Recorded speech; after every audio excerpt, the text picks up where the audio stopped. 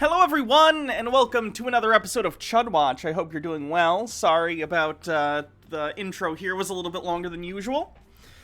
But I hope you're all having a wonderful weekend, and I hope I can enjoy sort of the tail end of it with you while we finish up the John Doyle video that we watched yesterday. We only got through about half of it because it was an hour and 40 minutes long, and I cannot handle a feature-length video of John Doyle.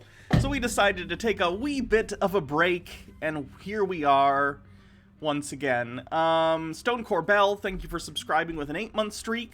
Almost time for a stream, baby. Profane Priestess with 20 bits says, can I share my D&D character? Hannah just got the commission. Of course. You guys can share stuff in the chat as long as it's not TOS breaking, as long as it's safe for work. Please share whatever you want, within reason, of course.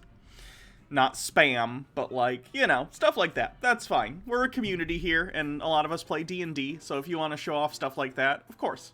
Again, provided it's safe for work, and you're not like... As long as it's not a lewd of your character.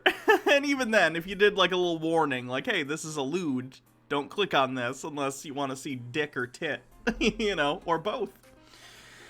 Daddy Sume says, is anything I say really okay, Hannah? No, you're actually the only one in this chat who is not valid. Nick Bush YPP says, who else thinks John Doyle wanted to post the video in No Nut November but had such a hard time finding sources or even headlines, titles that agreed with him that he couldn't finish it until February? I think he probably just got distracted jerking off.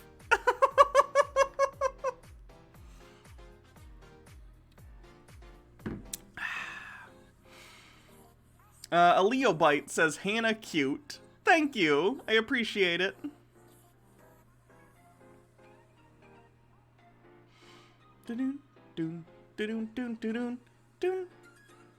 How accurate is this? Dude spanking dudes asks. I tend to find these kind of videos pretty cringe. Let me see though.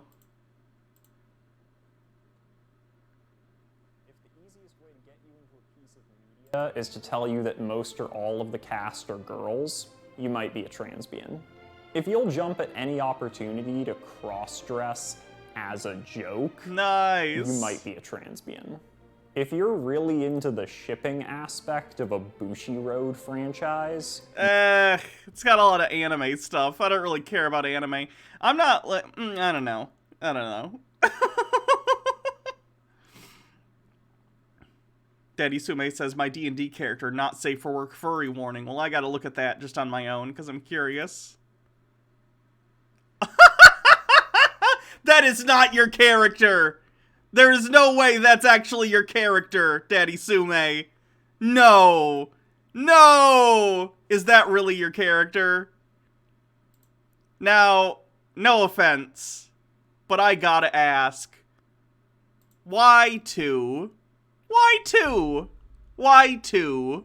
Why two? People who are watching the VOD are gonna have no idea what I'm talking about because they can't hit that link. Because one is not enough. Oh, God.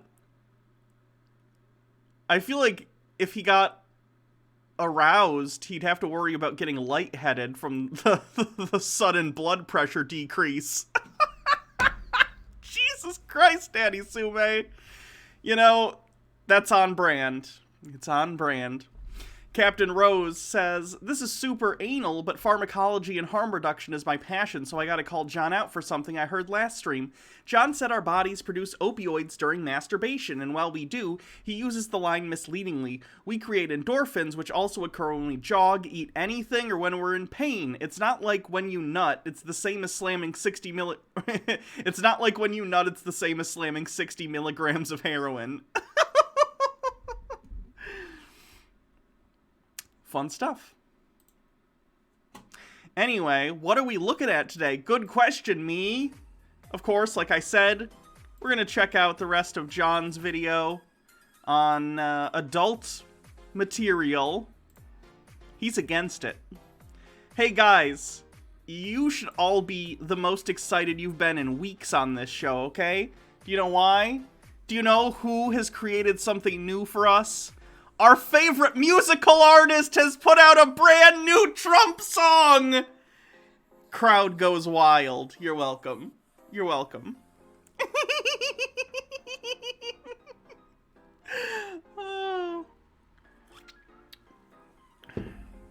Daddy Sume says he's an ascended adventurer. He became a god of pleasure, virility, and fertility. His religion is actually pretty fascinating, if I do say so myself. That makes sense, then. That makes sense. Can we listen to that first? You bet we can. We can do this first. Styx has some new videos. We'll take a look at one of those. The Rageaholic, or Razor Fist as he's called, has a video called The Biden Remorse is Mounting. So we might take a look at that. Andrew Tate has a video, says, Millionaire tells you why you'll never be rich. Elliot Hulse has a video. This guy has a video. All that stuff. I'm pissed off, chat. Do you know why I'm pissed off? The reason I'm pissed off is because something happened with my bookmark folders. I lost half my conspiracy theory channel bookmarks and about half of my Chud bookmarks. So if there are any channels that I cover regularly that I stop you doing all of a sudden, it's probably because I lost the bookmark and I forgot about it. So feel free to remind me, okay? No, Mimsy's still on there. And I put some of the people back on there that I thought of off the top of my head, like Tate got removed, and John Doyle got removed, and Sargon got removed, so, you know, I gotta go back in. Marcel's in my, folder for Sovereign Citizens. And that folder's fine. So.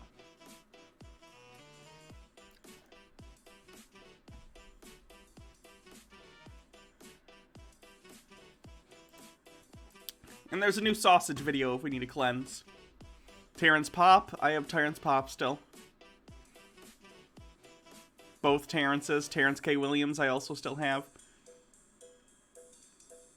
Sure, I'll summarize what happened in part 1 when we get to it.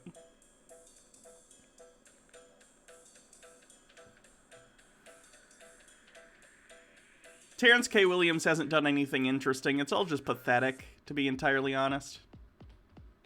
Is there any overlap between the folders? That's a good question. I make a call. If someone's sort of a chuddy person, but their main thing that I do them on is Sovereign Citizens, I still put them in Sovereign Citizens. It just depends. Nathan. I still have Nathan. The Lincoln Project is imploding. Good.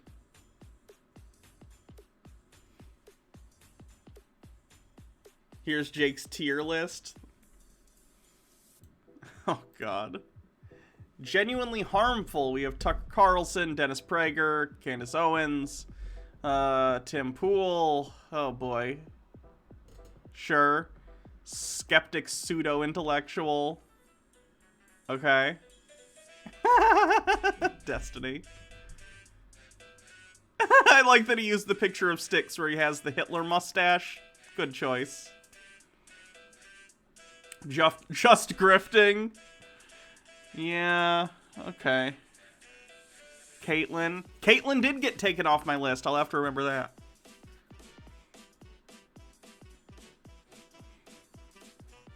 Irrelevant tryhard.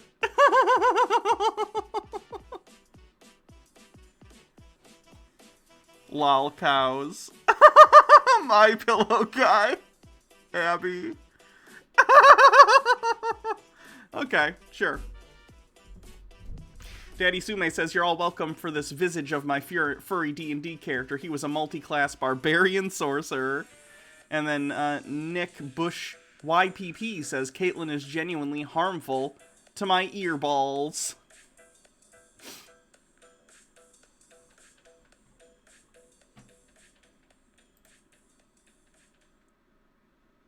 I should save this.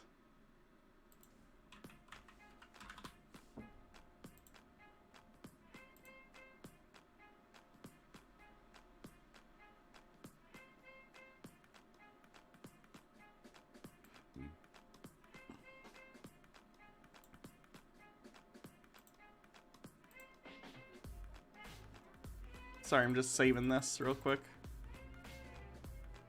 Downloads.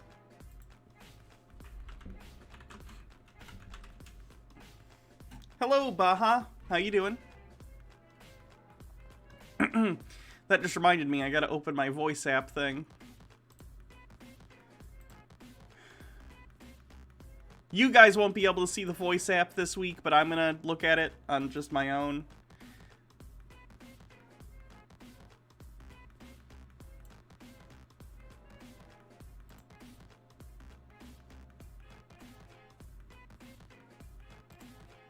Just give me 1 sec to do that.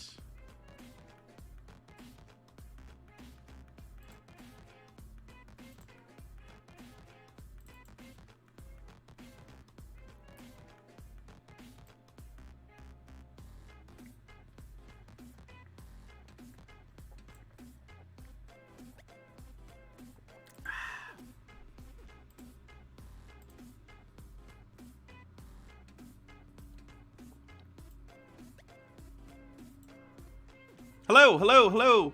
There we go. Okay. Is it picking up the right mic? Are you picking up the right mic? Test, test, test. It feels like it's not picking me up correctly. When you check if it has the right microphone selected.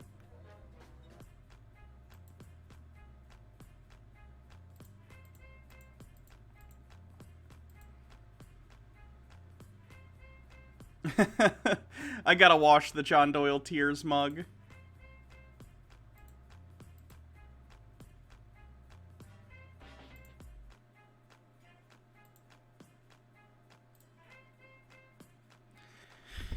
Test, test, test, test, test. Why is it not doing the thing correctly? Okay, now it's starting to. Good.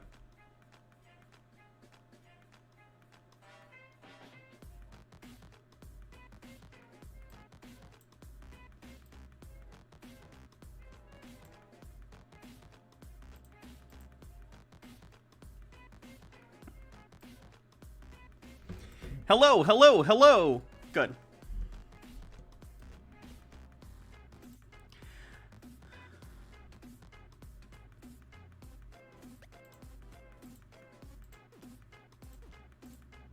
Okay, I should be ready.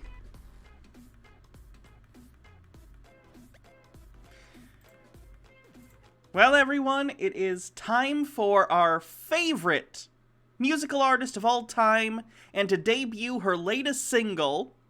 Here we go. Hi, this is the 8th Trump song that Dancing Singing Channel made. Who President Trump is, made from Sue Thomas' FBI theme song. Who I am, please share, like, subscribe to support Trump. Thank you. Had he not chosen to run for president, he would have enjoyed a billionaire's lifestyle, but he'd rather have sacrificed it. Had he not been elected president, he wouldn't be a victim of fake news. He wouldn't be a victim of dirty schemes, 'cause we know exactly who he is. He is President Donald J. Trump, the spitting age of a warrior. When the election is gone, we're still his biggest fans. Sometimes he's too straight and he's mouthy, but his Camilla's fans who love him, and we know he's not a typical politician. That's why we support him, and that's who he is. When he said something not political correct, when he was mocked by the Democrats, he would not just give up his promises. When he lost $1 billion personal wealth, when he was attacked by the leftists, he would not just give up his promises, 'cause nothing changes who he is. He is President Donald J. Trump. I think this is supposed to be Rosemary's granddaughter. And I am Rosemary's granddaughter. Ba-da-da-da-da-da-da. That one? I think that's what this is supposed to be a parody of. I could be wrong, though. The image of a patriot. When the impeachment is done, we're still his biggest fans. Sometimes he's too straight and he's mouthy, but his government is fans full of him, and we know he's not a typical politician. That's why we support him, and that's who he is. Don't go away, more lyrics.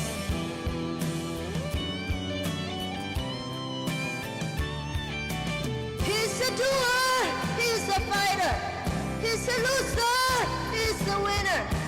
He's a patriot and he's a warrior. He's not young but he's able. He is President Donald J. Trump, a spitting image of a warrior. When the election is done, we're still his biggest fans.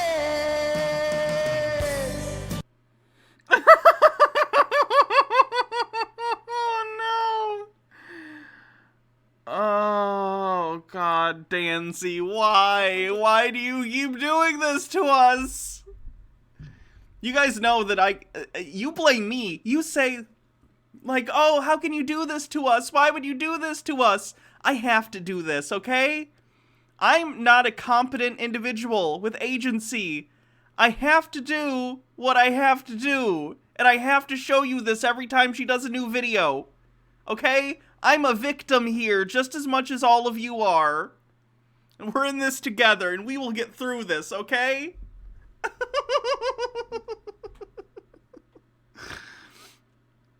Mr. Sir Knight Kingyo says that mic is broken. It is broken. Sounds like it, doesn't it? I think it's just, you know, her singing. But whatever. T-Nav, thank you for subscribing. 4-month streak. Appreciate it. We love you, Hannah. Thank you. I love you guys, too. Parasocially. Dr. Xanadu says, you really don't have to show us, Hannah. Yeah, I do, okay? I do. Just trust me when I say I do, because I do.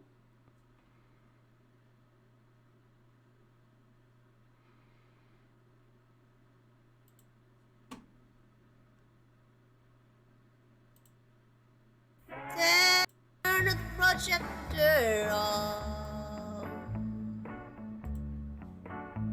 And just as the news of the war started to begin, I saw my darling and my best friend walk in. Windchanger says, fuck yeah, Danzy. Though Fuck I yeah. was sitting there, they didn't see. And so they Panda Man says Trump will never win again. He broke the right. People said the same thing about George W. Bush. Just saying. Never underestimate how low the standards are of people on the right, okay? It's a grave mistake. It's one of the, oh God, what did they call it in The Princess Bride? It's one of the classic blunders!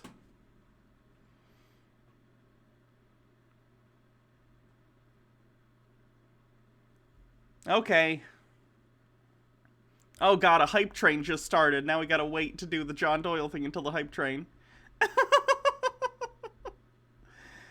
Wagroad says, if you parasocially loved us, you wouldn't subject us to this. I didn't say it wasn't an abusive parasocial relationship. It's just parasocial.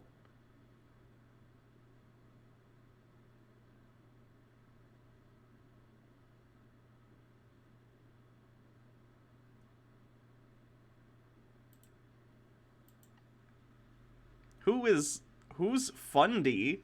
So, people on Twitter tried to cancel the YouTuber Fundy. Now, if you guys don't know who Fundy is, he is one of the biggest Minecraft YouTubers, and he is a member of the Dream SMP. Now, Leo Byte gives a 475 bits. Thank you very much. And Windchanter with 40 bits says, good thing being abused is my conk.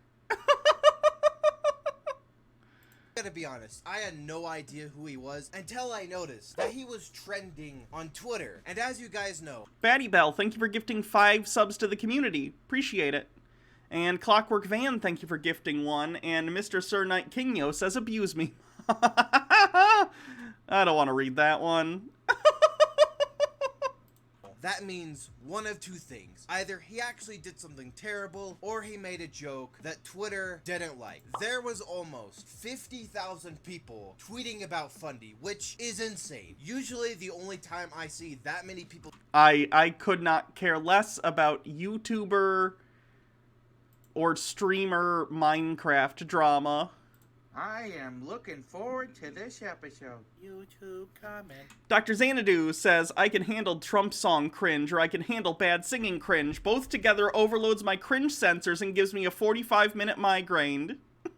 Suggestions. Nutella, or as I like to call it, slightly off chocolate. This is like the least successful implementation of a sausage. We are slowly making this progress. Some sausages sound better on paper.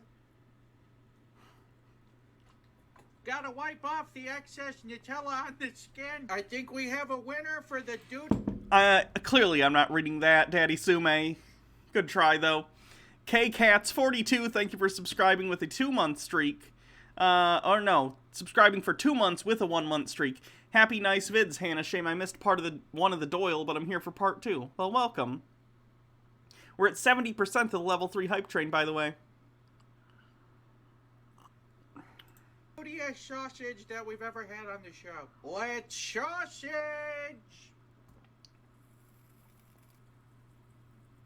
Well, that's the end of the Nutella sausage. We're gonna save the heft that survived. This looks exactly like All right, here we go. Holy Christ, is that good? It's like melted chocolate heaven on a hot dog bun. 4 out of 5. Bop, bop, bop. Bop, bop. I don't know about Nutella. Nutella's okay. I don't like Nutella spread on stuff as much as I like candy and stuff that involves sort of hazelnut Nutella, cocoa spread type stuff in it, but I don't know. Bellstar with 200 bits says, okay, but like, I'd eat Nutella sausage. I'd try it, but that seems like a lot of Nutella. Nutella's good in small amounts. You know what I mean? I've had, like, a sandwich that's, like, a Nutella and jelly or, like, something like that, and it's okay, but you don't want to overdo it. It's very, very sweet. Sideways Sunday, thank you for gifting a sub. We're at 3% of level 4. Not bad so far. Nick Bush YPP, thank you for converting from a Prime Gaming to a Tier 1. Not a fan of Nutella. Understandable. I actually didn't like Nutella for a long time either. Maybe it's like an acquired thing. I don't know. Dr. Xanadu says, I'd eat a Nutella cocktail weenie. Anything bigger than that is too much Nutella sausage. Agree. Aleobite says, Nutella's okay. Not a big fan of hazelnut overall. Sure. If you just want the chocolate, I think Hershey makes, like, chocolate spread that's like Nutella, but without the hazelnut. It's just straight up sugar chocolate spread shit. If you wanted to, like, dip an apple slice or something in it, I don't know. Gif, or Jeff Peanut Butter. I called it Gif Peanut Butter. Jesus Christ. That's the peanut butter brand from my D&D game that I made up. Gif Peanut Butter. No, Jif Peanut Butter, which is the brand of peanut butter I get. They make this whipped peanut butter that's really good if you want to, like, dip fruit or anything in it. Crackers or whatever. It's great. And they also make, like, a whipped chocolate thing, too. It's really good. Get Deformed, thank you for subscribing with a 6-month streak. Ghetto Kanye with 20 bits says, back at it again. You think John will say anything new today? Not really. I think he'll probably repeat himself. Zealous55, thank you for gifting a sub. And Nick Bush YPP, thank you for gifting a sub to the community.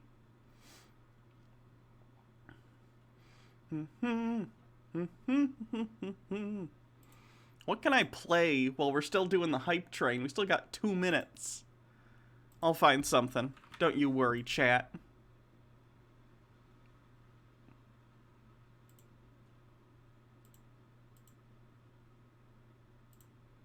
Yeah, right up, folks. See the most exciting fight ever. See the meanest man in the ring fight the most ferocious gorilla. Get up, Look me! Get up, I'm whipping your tail in! Oh. Leave him alone. Who said that? I did. Quit picking on him. He doesn't want to fight. He's not peaceful, he's just a sissy! If, that gorilla can make it 3 rounds with a killer here, I'll give you $100. Space Executor, thank you for subscribing, or gifting a sub rather. Batty Bell, thanks for the 500 bits. Wind Chanter, thank you for the 20 bits, says Puffin Forest. Elio Bite with 50 bits says your YouTube recommendations must be a dumpster fire. Oh, they are, trust me.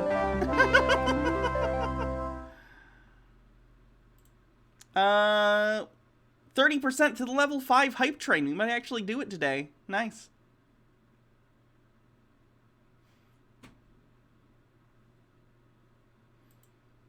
Dr. Xanadu says, I'm confused by this video. Yeah.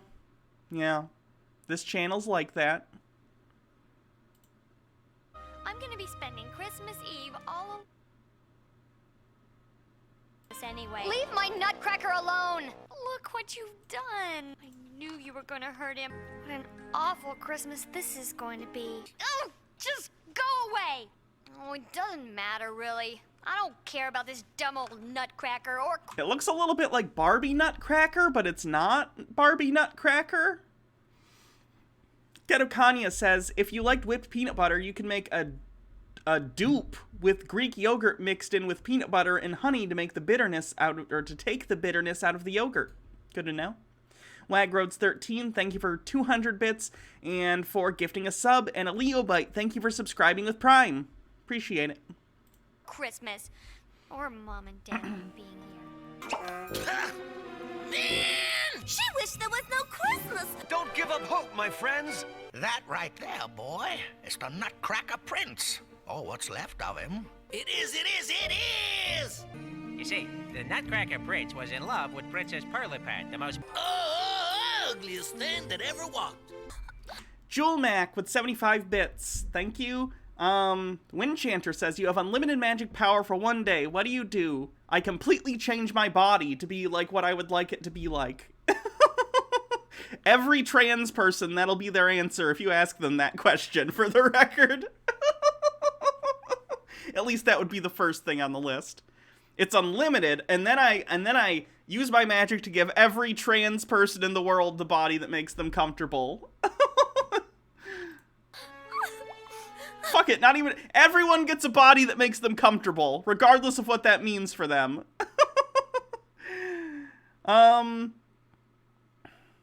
Be very careful, John, with 100 bits, says, this is completely unrelated, but I recently learned that Hans Wormhat is an It's Always Sunny in Philadelphia reference, and it blew my mind. Hans Wormhat. Windchanter says, even furries. A terrible loss for women everywhere. What is? Nothing. It's not important. You're mad! Mad with passion! Go away! Oh boy. Dr. Xanadu, and then presumably the whole hunger stuff. Yes, we will solve all world problems. I'm just going on a list, you know. Please, just go away Nick and Bushy, let me come Bush down. YPP says, so cat girls You're the would be one who's real? gonna get it. Ooh. If you don't back God damn it. Right here, come on, baby! Bonk. Come to Papa! Go away! General, there's a rumor you may call in the beans and start a gas attack. Cat got your tongue? Listen, would you mind pinching that? You go, girl. Yes, sir. Oh, I'm sorry. No wonder Mom and Dad didn't want to be home for Christmas. It's much worse than that, I'm afraid. Oh, no! Oh, no! I think I actually saw this as a kid. This looks super familiar. Oh, no! If there's no star to shine its light. Then Christmas will be gone 82% of the level 5 hype train with 30 seconds to go. We're so close. Beta VHS with 100 bits says, I give you the first bits I've ever given. Oh, thank you. Christmas, why it wouldn't be Christmas without it. We gotta have Christmas. Why don't we do it's Christmas Eve? We can't not have Christmas. Like, what do we do now? A Leo Bite with 200 bits says, please. I know what to do. Why didn't you think of that? Come on, everybody. Out of my way. One side. Coming soon. Color by Emmy with 50 bits, and very careful John with 25 bits. This is silly. We did it. Sometimes you have to see as much with your heart. Thank as you, with your everyone. eyes. You have to have a little faith.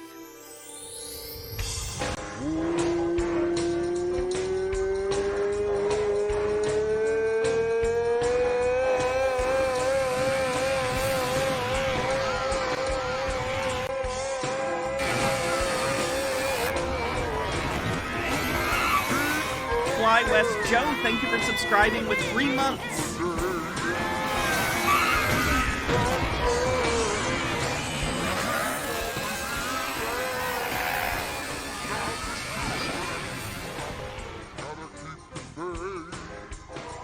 Cheech Marin is in this? Oh god. I will be the absolute ruler of the entire Christmas kingdom. But you'll be destroying Christmas forever. Christmas. You mean Christmas is gone forever? We have to get the Christmas star back to the top of the tree. If it's not back by midnight, there will be no Christmas. Do you think it has the power to bring Mom and Dad home? You got the wrong broad. Have faith, and it will turn out just swell. And to the people It looks familiar because it's ripping off VeggieTales and Barbie? Seems like it. You're home. Of course we are. It seems you had quite a fall.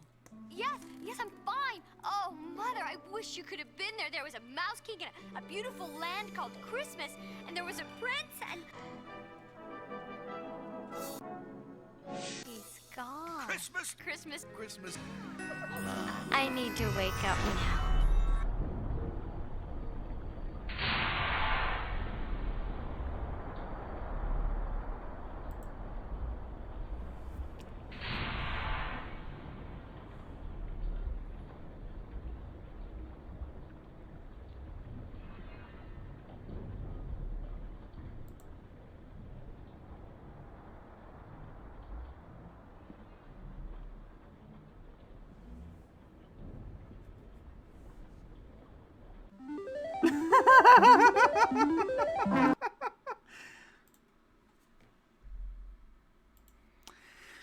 Okay, chat, it's time for pain! It's time to finally take a look at part 2 of John Doyle's Magnum Opus, his manifesto on why he thinks that adult videos and, I guess presumably photos, whatever, are evil and destroying the fabric of reality. In part 1, if you missed it, I'd highly recommend you go watch part 1 so you know what we're talking about. But if you're here live, of course you can't do that. So part 1 involved John Doyle basically saying, and he took an hour to do so, he said that your reward systems get all screwed up because of pornography, and he believes that 85% of people who use porn are addicted to it, even though the statistics say it's closer to 10 to 15%. So he's just out here making claims, and interestingly, he appears to be under the impression that women don't watch porn at all. So that's interesting. But anyway, I guess let's take a look at part 2, and we will see what he has to say. Confirm these symptoms in pornography users, another one just with internet addicts who are also pornography addicts, and then 3 more with escalation in tolerance as it pertains to pornography, and then another 14 more with that escalation into weirder genres, which is part of the tolerance aspect of pornography addiction. So basically, we say yet again, anyone who tells you that this isn't real or that it isn't a problem is a coping addict who should not be listened to. Again, John did this in the previous part 2, and I think we even commented on this exact line at the end of the last one, but I want to reiterate that the problem is John is implying that everyone is claiming that porn addiction isn't a thing, when that's of course not the case. Porn addiction is a very real thing. There are people out there who suffer from impulse control issues and Some people use alcohol and some people use drugs, and yes, some people use pornography to sort of fill that need to constantly have stimulation or have something going on. And that's unfortunate, and I wish that those people would go get treatment, and I hope they get all the support they need.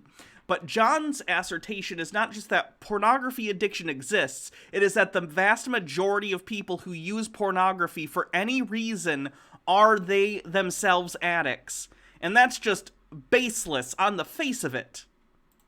And this includes the DSM. For those unfamiliar, the DSM is basically a book full of flashcard terms that women who think they've had a hard time in life will pay $100,000 to memorize a fifth of.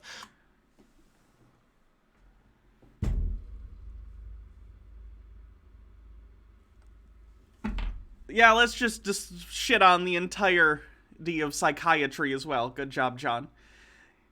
Newsflash, did you guys know this? John Doyle, high school graduate, has just debunked the entirety of psychiatry by wearing a suit in his parents' house and making a joke about the DSM-5. We didn't think we could do it, folks. Loser. So that they can supplement what you were describing with the professional language, which really just lets you know how smart they are. The DSM has long been criticized for being politicized with their practices. And this is, of course, because it's, hard to look at things objectively when you're addicted to touching your own pee-pee, right? This is John Doyle, everyone who doesn't masturbate is stupider than me, 2021. Why they rejected the idea of hypersexuality, despite the fact that many others have described the reasons for doing so as illogical. But the American Society of Addiction Medicine has stated that there is no doubt that sexual behavior addictions are real, and that addiction is a primary disorder which indicates underlying brain changes. And the DSM has even been criticized by Thomas Insel, who is the director of the National Institute of Mental Health, precisely because they too often rely on political decisions which simply defy reality. Might ring a bell with some other issues, but he even said that the DSM should no longer be considered the gold standard, and that he was reorienting research from the NIMH away from the DSM for exactly that reason. And also important to note is that the DSM hasn't been updated in 10 years. Do you know what's happened in the last 10 years? What's exploded in the last 10 years? Pornography usage, as we've discussed, in terms of use, severity of use, distribution, etc. Along with all that's something that always happens with the DSM, which is why they update it regularly, which is why we're on DSM-5 right now. I'm sure at some point the DSM-6 will come out and have all the new research that's been confirmed and stuff be a part of it. That's fine. All the research proving that this is a huge problem. The DSM doesn't even care about that because the DSM is full of a bunch of degenerates. But that being...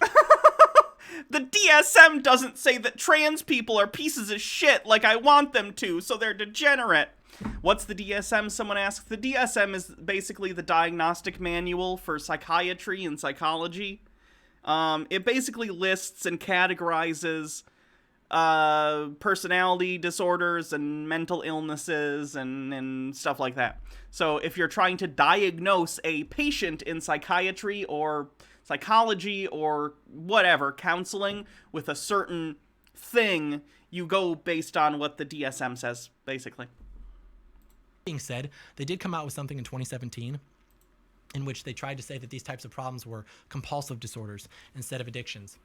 But the top neuroscientists in the world actually think that they should be recategorized as an addictive disorder. The top ones. The top ones. And maybe it should be, for that matter. I don't know. But I do find it funny that, again, John Doyle is not really arguing the point that he was trying to make initially. His initial point was that most people are addicted to pornography, when that's not the case. He's not doing that. All he's doing here is supporting that, sex addiction or pornography addiction can be a thing, which I think 98% of people would agree with. I'm pulling that number out of my ass, of course, but, I agree with that. I assume most of you understand that that's a thing. But that's not what he's supposed to be arguing based on the entire, thesis statement of this, which is that pornography and pornography addiction specifically are destroying society because everyone's addicted to porn, which he hasn't evidenced at all. All he's evidenced is that porn addiction is a thing, something we all agree on, and two, that a lot of people use porn. But that's fine. A lot of people use alcohol too. That doesn't make everyone who uses alcohol an alcoholic.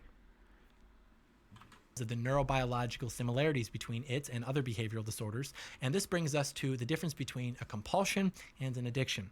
People will basically cope by saying that anything you do, whether it's gambling or watching pornography or playing video games, all of those aren't addictions, but rather they're compulsions. And they do this because it makes them feel less guilty about being addicted to things, basically. Because they'll say that addictions can only be chemical addictions. The truth is that if you examine the... dependency is a chemical addiction. In so many words. Again, he's conflating like chemical dependency with addiction when they're different things. Now, they're not mutually exclusive either. You can have things where you have both a mental addiction and a physical dependence, like on heroin or something, but they're distinct things that you can talk about separately. The neural correlates for a compulsion and an addiction, they're practically identical. Your brain doesn't know the difference. So any rhetoric suggesting that there is a difference is purely for obfuscation. It's obfuscation to point out facts now? Great. Red herring. It's all the same to your brain. Same sensitization, same changes, everything that we've discussed. And while we've been discussing all these problems, addiction in general, a lot of people have probably been thinking, well, okay, it's bad for me. It can be addicting, but I still like it. So how much is okay? The problem with this is that it assumes the problem is binary. But like our friends on the left would say, it's actually non-binary, which means that it isn't as simple as just saying you're either addicted to porn or you're a casual.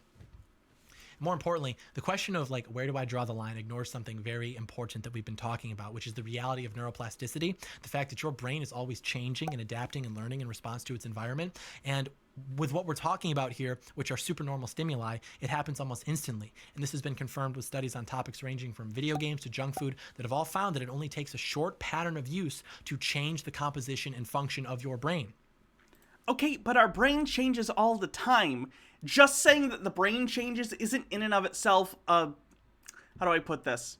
Like, the studies that you just cited were involved with, like, video games or stuff like that. Any activity that can cause you pleasure in some way. Watching a good movie, reading a good book, whatever. These acts can change our brains, but that doesn't inherently mean a bad thing. Brains change all the time. Neuroplasticity is, like, the foundation upon which our ability to change and adapt to situations and the world around us is built. It's not a bad thing for your brain to change. It depends on what those changes to your brain are doing specifically. Like, if I play a video game and I have, like, reward systems built in because I enjoy playing a video game, that doesn't mean that it's a bad thing for me to enjoy that activity. Like, human beings enjoy certain activities, and that's fine as long as you're doing so in a healthy way. We've also got studies that unsurprisingly show relationships between porn consumption and addiction-related brain changes, and also that about a fifth of high school students who watched pornography more than once a week experienced low sexual desire compared to 0% of those who were not watching it. So the takeaway is that you don't even have to be fully addicted for your brain to start changing and for you to start experiencing some of the negative effects of that. As you're getting older and you're learning, you're changing your sexual environment, all of that is going to affect your brain's functions, along with its priorities, its desires, perceptions, etc. It's not good. This is why I get this question a lot, especially after the last pornography video, which is, well, what about hentai? What about pictures? And it's like, dude, get a hold of yourself, man. Like, stop finding ways to give yourself permission. It's literally the equivalent of, well, I won't drink pot, but I'll eat chips. I won't play slots, but I'll play roulette. It's like, it's all the same. Your brain doesn't know the difference. All it knows is that it wants that stimulation because that's what you've conditioned it to want. And now that you know the conscious difference, your brain is literally trying to make you, like, give it that stimulation by having you convince yourself that it's okay. It's not the same. Yes, it is. Get a hold of yourself, dude. Dudes be talking about big government will never control me, but they can't go 2 weeks without watching cartoons have sex. Get a hold of yourself. Your purpose is greater than that.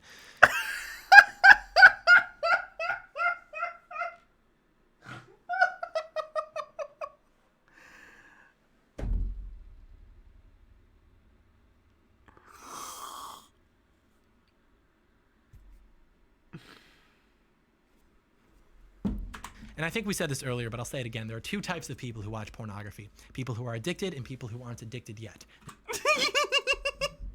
There are two kinds of people who play video games. Those who are addicted and those who aren't addicted yet. There are two kinds of people who enjoy watching John Doyle videos. Fascists and those who haven't figured out they're fascists yet. Do you see how this argument just makes you look like a fucking idiot? Well, if you're not addicted, then I'm just gonna say that you're gonna get addicted one day. Based on what? The majority of people in the former category don't even know that they're addicted, which is what's so pernicious about it. People just need to be honest with themselves. But I do understand that it's significantly more difficult given that your brain has rewired itself to pursue that addiction. So again, there's no shame in this. But now that you know, now that you have this information, it's time to change. We'll go over some ways to do that in a second. But a few more things that I want to mention. First, one of which being that the last line of defense for many degenerate pseudoscientists is to play chicken versus egg, to basically be like, well, anyone who has a porn problem only has it because of pre-existing conditions. They were already depressed, they already had trauma, etc. And sure, some people have pre-existing conditions, but addiction will never manifest unless someone has engaged in chronic overstimulation. Also, there's no research to suggest that young people... Okay, but that chronic overstimulation is probably stemming from some larger issues. I'm not saying that people have absolutely no agency in the choice of what they're doing. They do.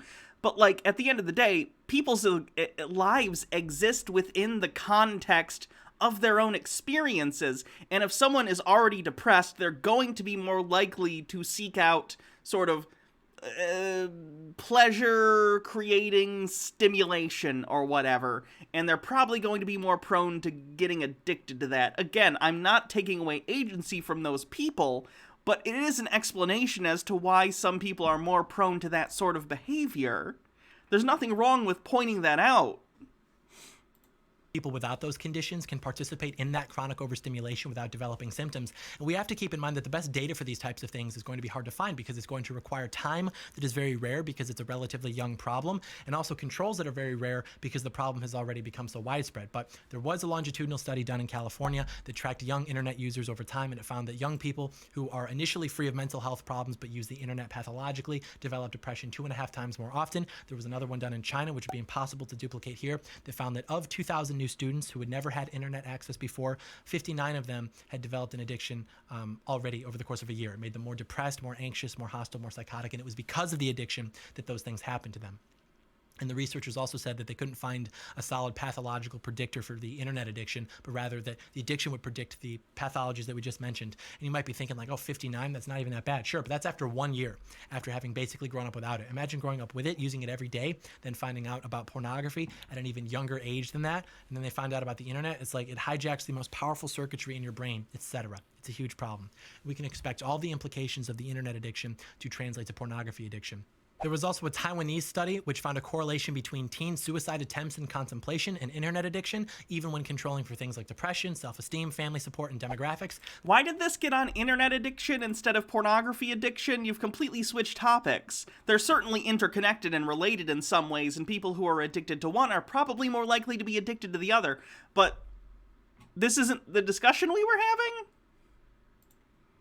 There's also more research from China that shows that while these addicts exhibit definite signs of depression, such as loss of interest, aggressive behavior, depressive mood, feelings of guilt, etc., that they showed little evidence. It's funny to me that John usually dislikes both expert opinion and China, but he's literally quoting, like, research from China, which I have no problem with. I just find it hypocritical that he typically hates these two things, and now he's being like, hey, look, this supports my argument in some way.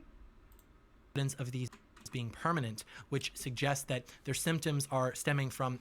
I'm curious how they're defining internet abusers in that paper, too. Their addiction rather than some underlying pre-existing condition. And there was another Chinese study done on a few thousand preteens that found that those who became addicted exhibited increased depression and hostility when compared with the non-addicted group, and also that those who began as addicts but were no longer addicted by the end of the year showed decreased depression, hostility, and social anxiety when compared with those still addicted, etc., etc. There are mountains of data backing this up, even things like data from Belgium that found that as 14-year-old boys watch pornography, their academic performance declines 6 months later. The point of all of it being that we know that the internet makes you addicted and depressed. So from there, we can extrapolate given everything. We know that the internet, like almost anything in life when taken in excess, can create issues like depression. That's not unique to the internet. You could do the same thing with TV or with reading books.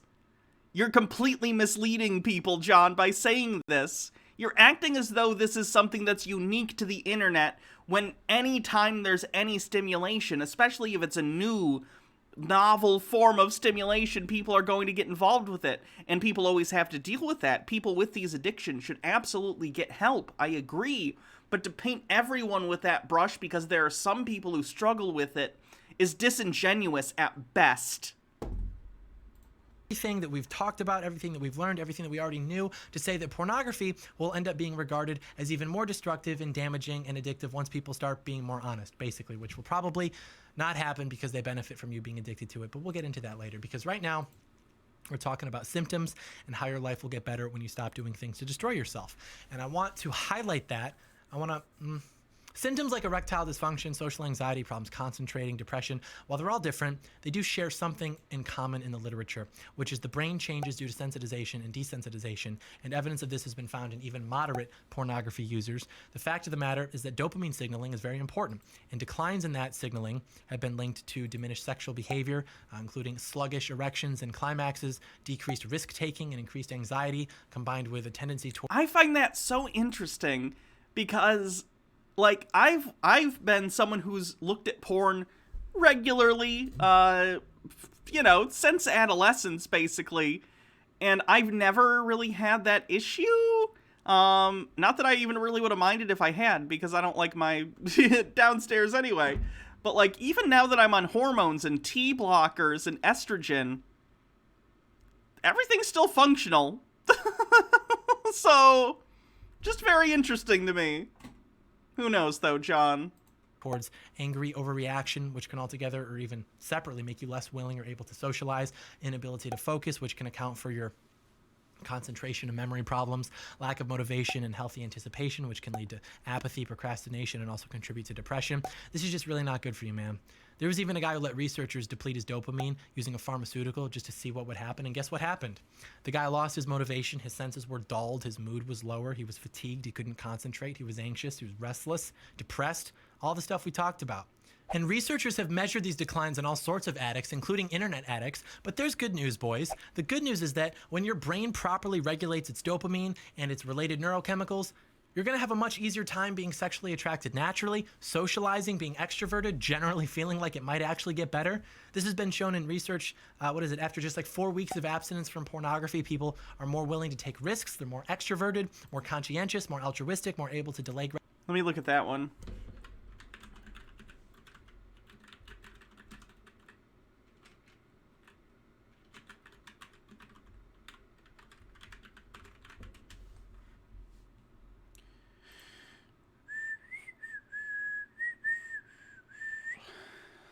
That one's probably going to be hard to find because he just showed a title.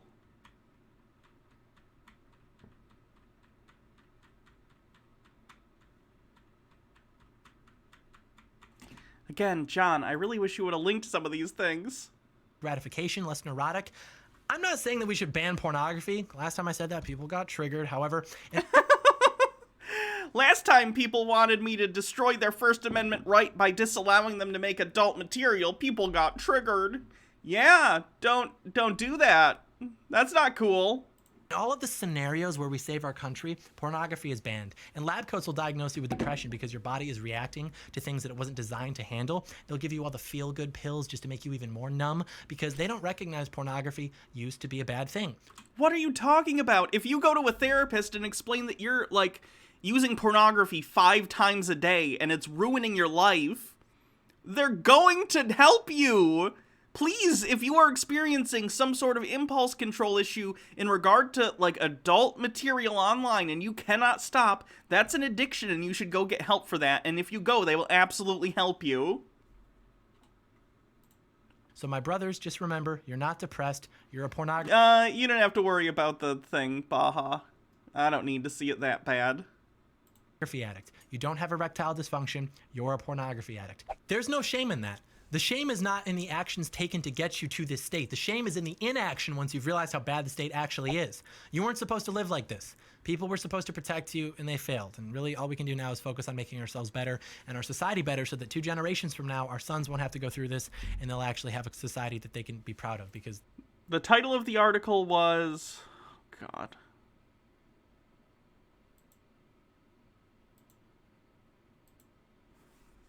And researchers have measured these declines. Your brain being more willing to take risks. How abstinence affects preferences, January 18th, 2016. It might even just be like an article and not an actual published thing, because I don't see any like byline or anything.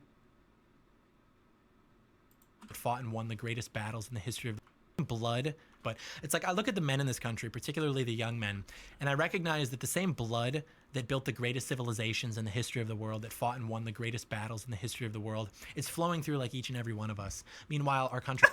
Can we not with this, like, oh, the blood of our ancestors? Shut the fuck up, John. What are you talking about? You're sitting in your mom's house, you loser. Stop it.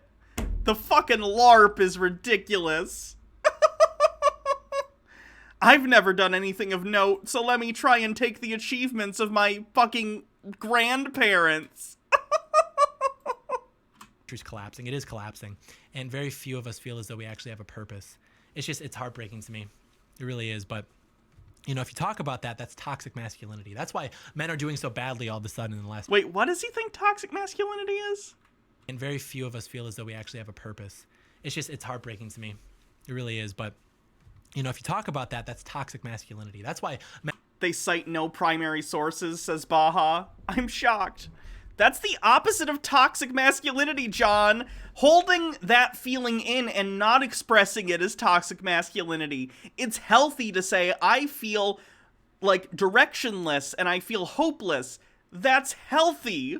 You're literally saying toxic masculinity is the opposite of what it is. It's a blog post. He cited a blog post with no primary sources. Shocking. Men are doing so badly all of a sudden in the last few decades. No, actually, it's not because toxic masculinity, because we can't talk about our feelings. It's because your kind needs us to be weak in order for you to be successful. And so you have displaced us, you have demoralized us, and as the logical consequences of those efforts manifest in front of you for the first time in recorded history, you blame toxic masculinity. Despite the fact that what you call toxic masculinity, when it was much more present in society, everyone was so much better off. It's these weak men. Slave morality. They need you to be weak with them because it makes them feel less insecure and because it makes you less threatening to the actualization of their worldview. That's ultimately all leftism is. It is the mass mobilization of the spiritually ill. That's why I never take any of it seriously. John is getting so much closer to Nick Fuentes rhetoric. He's always tap danced around it, but normally he's been smart enough to hold back just enough to maintain a presence on YouTube. But every day, he gets closer and closer to the point where even YouTube's gonna have to be like, ooh, we're not hosting this. Well, the science says that you need to masturbate to pornography to relieve stress. Oh, you're not a porn addict? Have fun being more likely to get prostate cancer. Okay, addict. I'm so done with the weak men. And I don't mean like the beat down men, like the ones who are suffering and who need help. I mean the types who, instead of overcoming their weakness, they insist that everyone else is the problem. It's the ultimate cope. I have nothing to say to those people. I think you're a disgrace. I think that your ancestors are ashamed of you. All they sacrifice. My ancestors are dead. Why do you feel you owe something to dead people who don't give a shit about you or anything anymore, John? That's so fucking unhealthy. I don't give a fuck what a 300-year-old dead person thinks. They were probably a piece of shit. Who cares? Only for you to become a slave to yourself and to the oligarchs of society, to have no children and to instead derive your meaning from... I don't want kids, John. Kids are shitty. Thanks, though. Pop culture and mass media. I find you repulsive. I think that your lifestyle is an insult to the greatness of the human experience. Boy, he's having a real good one since Trump lost, huh? But that is of minor importance because me and the boys are going to break the conditioning and there's nothing that you can do to stop it. It's inevitable. The prerequisite to your worldview has been that man must lack the discipline that would prevent him from becoming a slave to his desires, which cloud him from realizing just how bad you've allowed things to become. That's why they hate masculinity. Someone says, me and the boys, ? His other fascist friends. He means his other fascist friends like Nick Fuentes.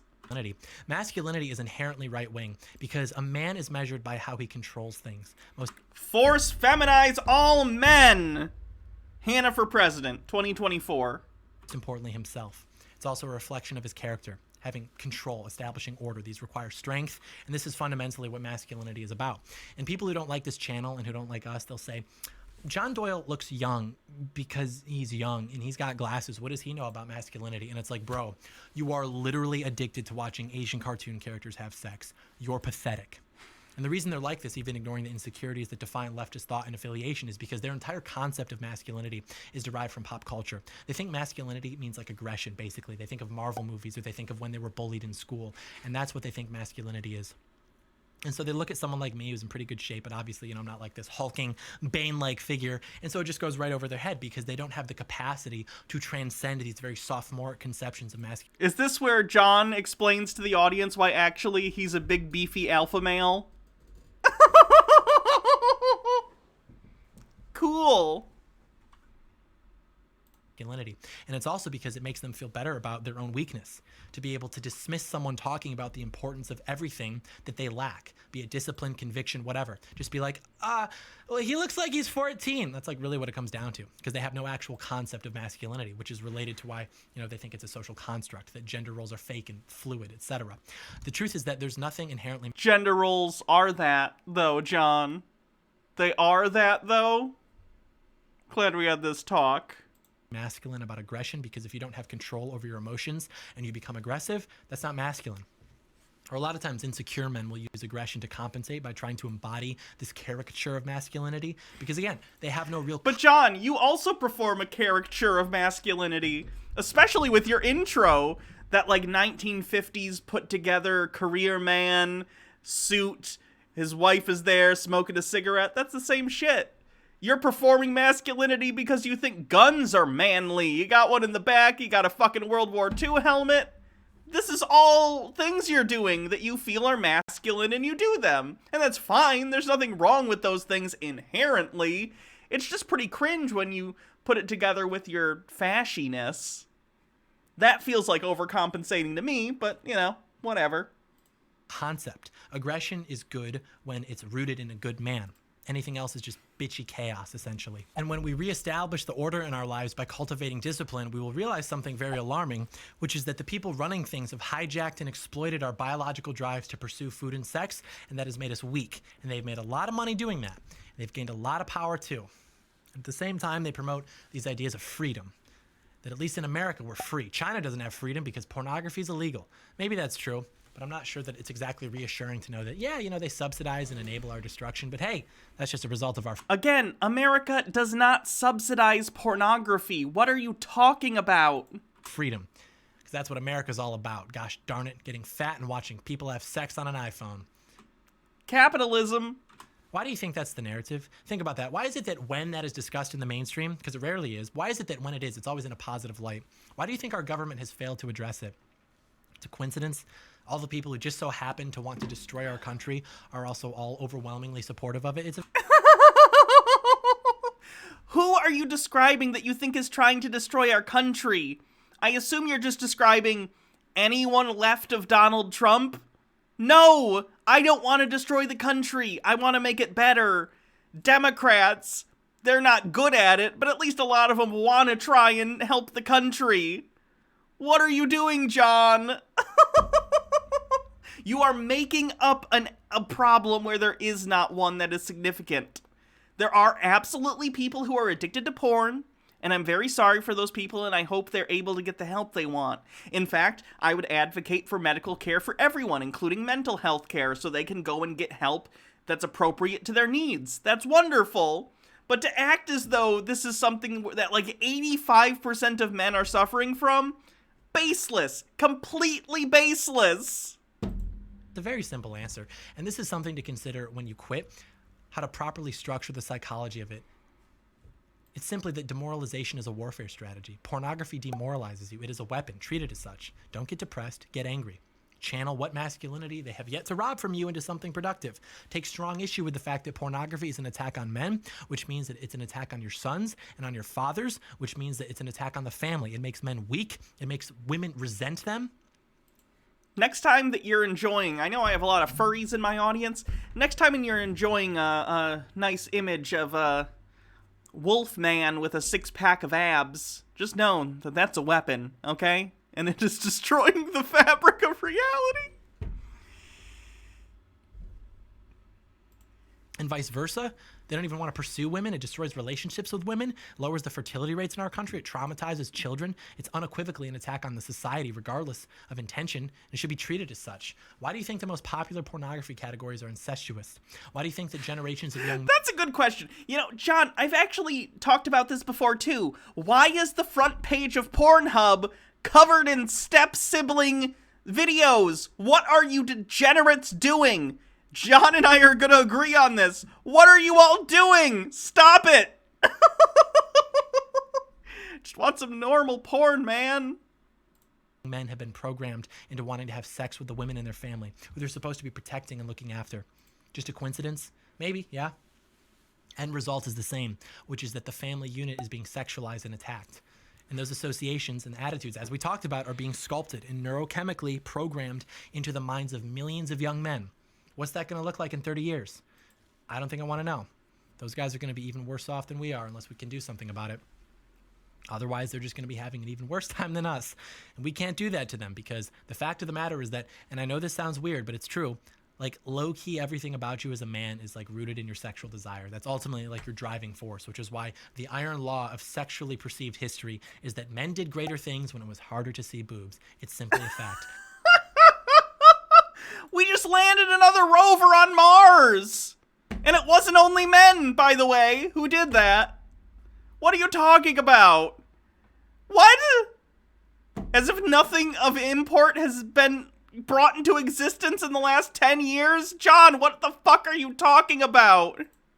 Everything we talked about earlier involving your brain, dopamine, the reward system, all of that has been compromised by this, and it's destroying you. We walked through the science behind it. I don't want to repeat myself, but we all know it's true.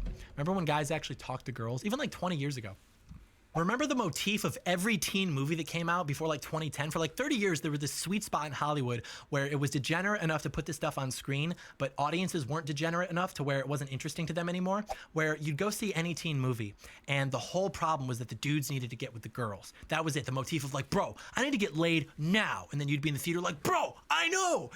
But that's gone, guys. Don't... Wait, does John think that, like, young men and women don't like sleep with each other? Does he think that men and women in high school or college aren't hooking up?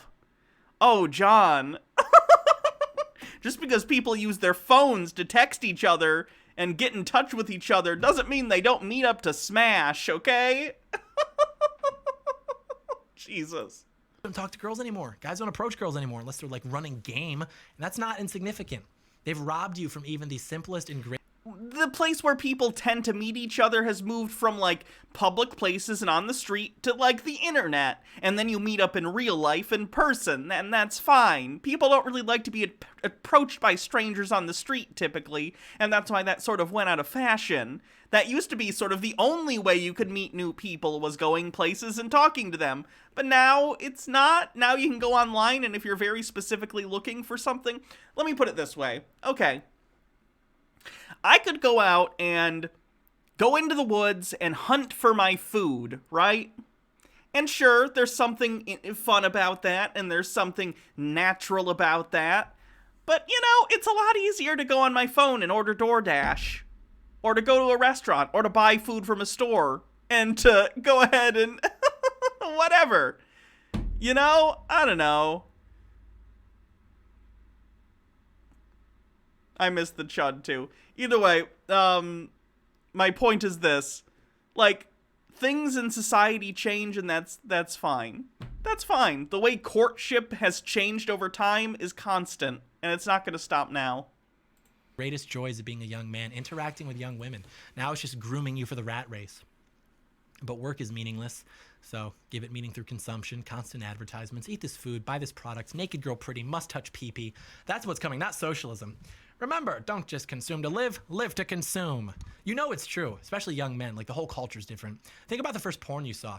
Now think about the weirdest thing that you've ever seen. Now think about what you're watching now on average. You know it's weird.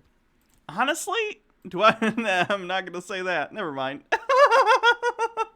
Let me just say, I think I watch less weird stuff than I did when I was younger, specifically because I was younger. And I was like, what's all this weird stuff that exists out there? And nowadays, I'm like an adult, and I'm like, I don't know. I just want some normal-ish stuff to take a look at. I don't know. Because you can maybe be like, yo, dude, I saw this video of this chick having sex. It was sweet. But you wouldn't be like, yo, dude, I saw this video of this chick getting raped by a squid. Same way that you'd be like, yo, dude, I went to this party. I got wasted. But you wouldn't be like, yo, dude, I can't function anymore without drinking throughout the day. Dap me up, bro. Bro, I'm addicted to furry porn. Dap me up, bro. The boys are not doing well. The boys are down bad. And you can't expect a society to survive more than a few generations of the boys being down bad. And this is so obvious. Oh boy, I can't wait for history books to say that American civilization crashed because of furry porn. Do you think the people who hate us don't know this, that this is like lost upon them? You know what I would do if I were the guy who does things? I'd take a few decades and I'd just weaken the men of society by promoting a sedentary lifestyle that prioritizes comfort and convenience, all while promoting things like pornography, alcohol, marijuana, etc. to usurp the role of natural endorphins while simultaneously trying to just fry their reward center, lower their testosterone with the help of junk food that I'd also be promoting and subsidizing at the same time. Yeah, just basically getting men really weak, getting everyone to hate their bodies, be unhealthy, which would help breed the mental illness that I'm looking to breed, since the health of the body and the mind are strongly related. And this would... Is this just turning into Tinfoil Tuesday? John thinks that America's, like, addiction to junk food is some concerted evil plan and not just the end result of a system of economics that incentivizes addictive buying behavior. People aren't sitting in a room and scheming, John. This is just the result of capitalism. Lower the self-control of the population too, which is a good thing for me because I need people susceptible to propaganda. And at that point, you just want to feminize the whole society so as to cement the collapse of the tradition. Force feminize all men. Hannah 2028. Male. Also, do the same with women, except just completely objectify them. Just make them into total whores. Convince them that it's empowering or something. They'll buy it. They're women. And then just go ahead and also promote sexual deviancy, which would logically result in the promotion of pedophilia in a long enough timeline. And then now you've destroyed the individual. Daddy Sume says, I'd prefer to stay me. Yeah, thus the forced part. Forced! Components of the family along with the family unit as a whole. That'll help you cement the perpetual childishness of the society. You're going to want people basically distracted by superheroes and dogs and video games until they're in their like mid-30s, basically just dependent, not worried about starting a family, etc.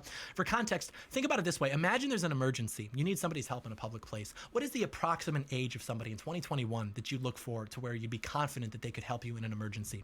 Now compare that to where you'd be confident. What's the emergency? I'm not just going to look at random people and assume they can help me, but if I'm in an emergency, I'm going to get the closest people. But if it's like a specific thing, I'd probably look for someone who's like qualified. What do you give me a specific. Like 30 years ago. I can tell you that I wouldn't be confident approaching anybody who appears to be under the age of about 37 to help me in an emergency. Wow. You have a pretty low opinion of people, huh, John? Anyone younger is too likely still effectively a child. They're too likely to have Peter Pan syndrome. Whereas 30 years ago, I'd imagine you'd be okay. Enjoying things is literally being a child. Approaching anyone who appears to be like 25 or older. Maybe even younger, but yeah. Do that, destroy the family. Remove anything else that they might be compelled to care about. Pride in country, God, heritage, all of that. Replace it with celebrity worship, consumerism, aka money worship, literal Satanism. I don't know. It's all the same. Yeah. Remove anything else that they might be compelled to care about. Pride in country, God. Welcome, Comrade Yamada. Thanks for coming to the stream. Heritage, all of that. Replace it with celebrity worship, consumerism, aka money worship, literal Satanism. I don't know. It's all the same. Satanism! But yeah, then at that point, you'd have a society filled with mentally ill people. They're insomniacs, they're anxious, they're depressed, they have mood disorders, they're committing suicide. At that point, it's so destabilized, they'll beg you. They will be begging you to take everything away from them just to bring about a sense of control and order into things. And then you're just good to go. You will have effectively bred and weaponized mental illness as a means of consolidating power. That's what I would do if I were the guy who does things. You know what this means? People are going to be like, oh, that you're the guy who does things? No. It means that there's no scenario where we survive if these trends continue. It just doesn't compute. Pornography, among many other things, breeds mental illness. And mental illness breeds leftism. It's unavoidable. God, YouTube, come on. And even that aside, let's get back into how it affects families, because it makes you as a man less able to fulfill your role in that family. How many brown shirts do you think John owns? And how many armbands? Does he mix and match, do you think? Or is it just like one goes with one? It's I don't know. If I were going with that aesthetic, I'd probably do a mix and match thing. family. And that's basically because it makes you less of a man. And that's something important to internalize. Women want men who don't watch pornography. And that's not to say that you shouldn't do it because women don't want. Interesting. Because that's not my right to say, actually. Never mind. You to do it, but rather that not doing it will make you a better man, and resultantly women will be more attracted to you. My experience has not been that, let me just say. I've known a decent number of women in my life. I don't think I've known a single one that doesn't. No, that's actually, I've known one woman in my life who claims not to watch porn. All the rest of them watch porn. I have a friend who draws porn, who's a woman. So, come on. And actually knowing that their boyfriends or husbands are getting off to other women. Even ignoring that it makes your dick stop working. No, they don't. And frankly, they shouldn't be expected to. But society is preaching the opposite message. And so women have now just come to expect this of men. And they're told that, well, it shouldn't be a problem. And, it can actually be something good for your relationship. That's a cope. And we'll explain why later. But the bottom line is that in itself, even ignoring how many divorces and breakups can be traced back to pornography. I think it's 56% of divorces are partially caused by it. But the fact that you as a man can't... I don't think 56% of divorces are caused by porn. I would imagine increased porn usage probably comes along with a degradation in a relationship, because if you're in a relationship that's going badly, you're probably going to be intimate less, which is going to lead to more porn usage. Control yourself enough to prioritize your wife or even your girlfriend is a huge problem. And maybe you think it shouldn't even be a big deal because, well, they're not real women and you don't do it that often and you've got all these logical reasons laid out. But look, man, you're not explaining this to me. You're explaining this to a woman. And if it makes her that upset, which it probably does, just get over yourself and quit doing it. Quit coping. Stop victimizing yourself. Like, my girlfriend's trying to control me by saying it makes her upset when I watch pornography 5 times a week. A lot of guys are going to be right now, they're going to be like, bro, are you simping right now? And it's like, first of all, my dissertation on the psychology of the simp got over 250,000 views, which makes me the authority on this. Secondly, there's nothing epic about degrading women, and it's not white knighting to acknowledge that. And if you think it is, then you're probably just not in contact with a lot of girls, to be honest. It's the same reason why there's nothing good about women being in the military. Feminists have brainwashed women into thinking that it's like all empowering, and weak men will be like, haha, how do you like it? Or something like that with pornography. And it's like, dude, do your job. As a man, whether you like it or not, your job is to protect and cherish women. Let me be very clear, though. That applies to women, which means women who behave like women. I'm not saying these bitter, resentful feminists, these high-T feminist types are worthy of that respect, but I'm also not saying that you should be worthy of respect as a man just because you're a man. Because if you're not willing to live up to those societal obligations, frankly, you're not a whole lot better.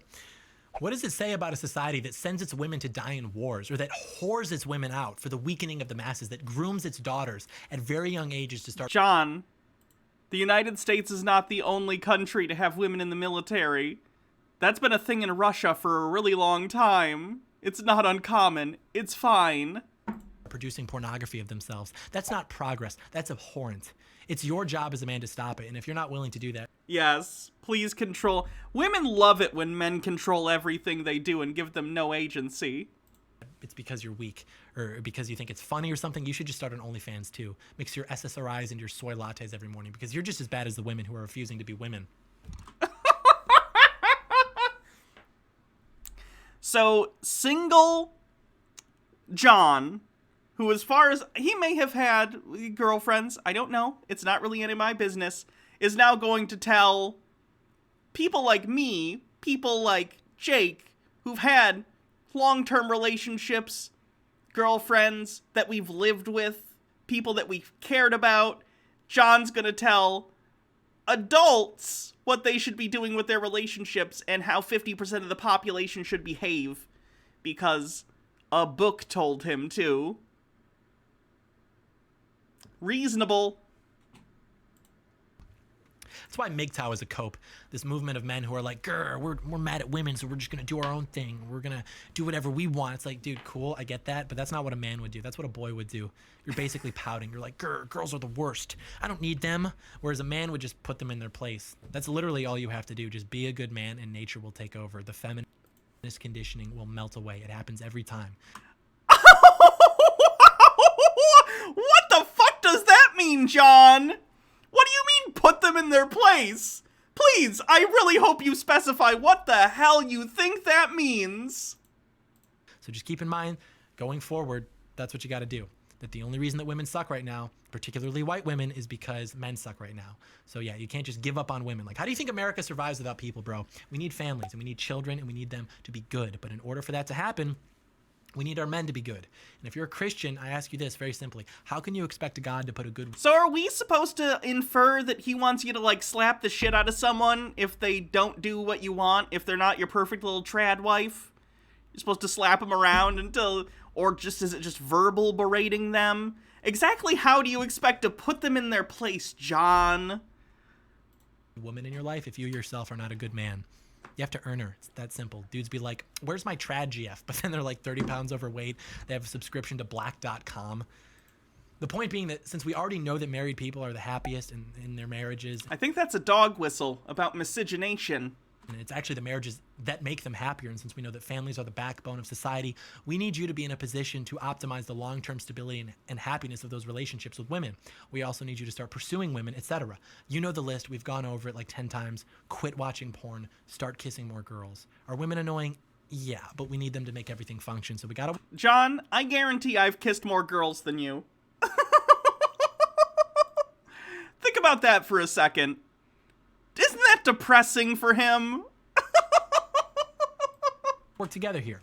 1, 2, 3, break. That's the game plan, 2007. But we have to go over a few more things, starting with some of the common copes. The common copes of pornography endorsement. There's 2 things that we have to mention before we get into those. The first is that very few people will try to make the case that it's good for you. Most people will just say, what? No, it's not bad, which I think is even stupid on the surface because of how much of a change has occurred in society, how pervasive it is. Like, the idea that it could just be neutral is stupid. But people will even say, well, it's positive for you. And that gets into the second thing that I wanted to mention, which is that I acknowledge that I might come off as apathetic or cold towards those who are coping, to the people who are pro-pornography. But the reason for that is very simply that the sympathy for them just doesn't exist. I just have no sympathy for those people. That's the funny thing, too. Like, it would be one thing if John actually made a video about people who are addicted to pornography, who absolutely exist, right? Those people are real. I totally understand that, and I wish them, you know, all the help and support they need to overcome that issue. But John doesn't really seem to give a shit. He just wants to berate those people and call them degenerate. Like, this isn't even helping them. What he wants to do is do what a lot of these people do. And in fact, groups like Al-Qaeda and ISIS did this shit too.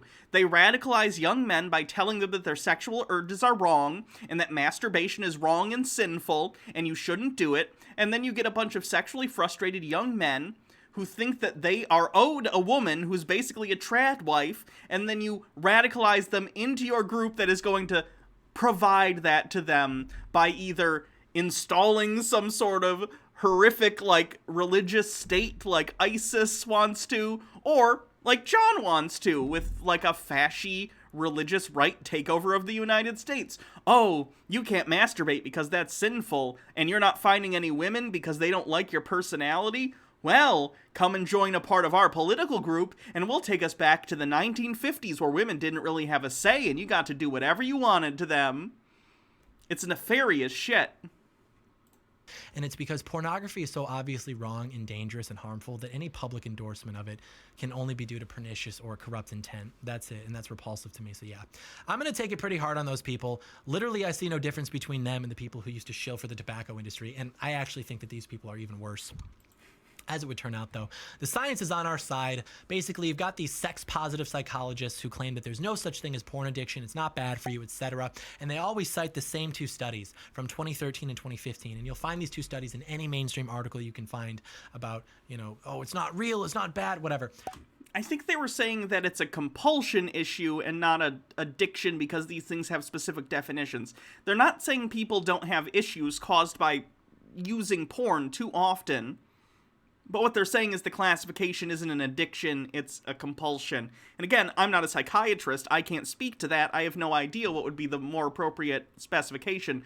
But John can't either, so I don't know why he thinks he has the authority to talk on this topic. The problem is that the results of those studies were actually in alignment with what we're saying, not what the coon brains are saying. And many experts have come forward to say this, and we could break down exactly what they did incorrectly, what they misinterpreted. My voice is getting tired, so I'll just say for now that no less than 5 peer-reviewed studies have come out proving that what they found in the 2013 study is actually in alignment with what we're saying, and then 6 for the 2015 study. So yeah, their information is garbage, which is why it's been excluded from recent reviews of the neuroscientific literature, and that's really all we have to say right now. Maybe another time we'll actually break it down, their research, explain why it's bad, but for now we'll just state the fact that it's bad, which has been thoroughly corroborated by neuroscientific experts. Plus, we basically just explained the entire thing in the last hour or so. I mean, I became a neuroscientific expert the other day just to make this video, so yeah.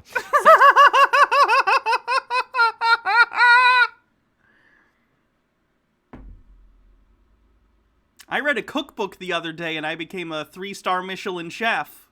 So we have a lot in common. Positive psychologists take the L yet again. They've got 2 studies that they couldn't even do correctly because they were too focused on the next time they were going to go touch their pee-pee. We've got like 40 neurological studies, like a dozen reviews of the literature, then 23 linking it to making your pee-pee stop working, with about a fifth of those establishing causation, then like 50 linking it to ruining your relationships and sex life, and like 40 linking it to destroying your brain and making you depressed. And we just explained in detail the neurobiology and neuropsychology behind all of this because, like I said, I became an expert the other day, and the coon brains are seething. Coon brains on suicide watch. The boys take the dub yet again, and by extension, Western civilization as well. But actually, one thing we just mentioned, the fact that our PPs aren't working anymore, deserves elaboration. Are? Revealing. I know we mentioned this really startling figure earlier, which is that there has literally been 1,000% increase in erectile dysfunction in young men throughout the last 15 years. What could... I would imagine people feel more comfortable coming forward to doctors about stuff like that. Possibly be causing that, because historically, like between 1948 and 2002, the rate was always at a casual like 2 to 3%, and it didn't start to significantly increase until you got to be about 40 or older. So what happened? The coon brains will say, well, it's because of unhealthy lifestyle choices, but not porn, but things like diet and substance abuse. The fact of the matter is that all of those trends have either decreased in the last 20 years or have not increased at a rate that would cause 1,000% increase. Obesity is up like 4%. Drug use has been relatively stable in the last 15 years. Smoking is down, obviously, way down. Do we really need to guess?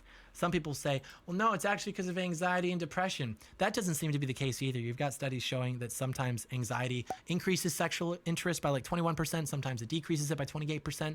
And the studies on depression and erectile dysfunction show that it's not the depression causing the erectile dysfunction, but rather the erectile dysfunction that's causing the depression. Plus, even if it were true, the disproportionate increase wouldn't square regardless. And another one that they'll say is, well, you have to watch porn because you need to know what you're doing because sexual chemistry is important. Who is telling anyone to watch porn to learn about real-world sex? Don't do that. That would be terrible advice. That's why you need to have sex on the first date. You need to see if you use sexual chemistry. Yeah. I don't think anyone's telling you you have to have sex on the first date. Far from it. If you'd like to, that's fine, as long as you both consent. But no, you don't have to have sex on the first date. You don't have to have sex on the 10th date. You have sex whenever you're both comfortable with it, because you're adults who get to decide when you consent. Yeah, that's a cope. I almost feel bad for these people. They've ruined themselves sexually, just totally. If you have a high IQ, it means you're good at sex. I don't make the rules. It's not rocket science. You'll figure it out. That's John! How do I put this in a way that is not TOS?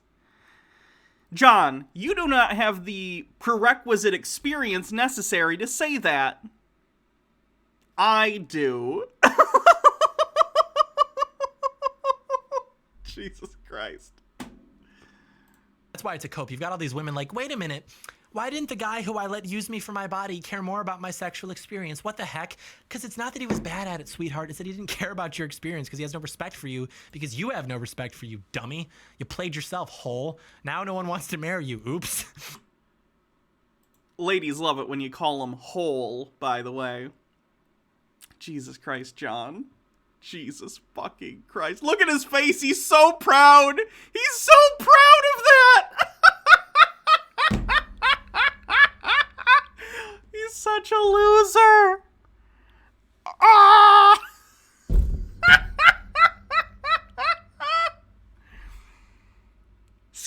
Okay.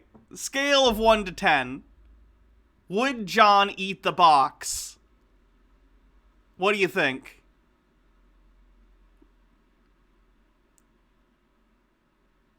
Negative 69. Good answer.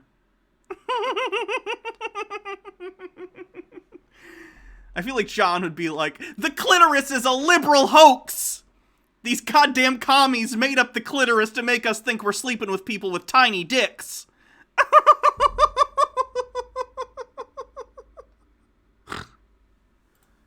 Highly religious married people have the best sex, by the way, and they don't even need to use these like elaborate accessories and fetishes because they haven't ruined themselves totally like you guys have. Also, the idea of sexual chemistry is a perfectly emblematic feature. Or because they've only had one sexual partner, they have absolutely no bar for themselves, so they have no idea what their sexual compatibility in their sexual life actually is like.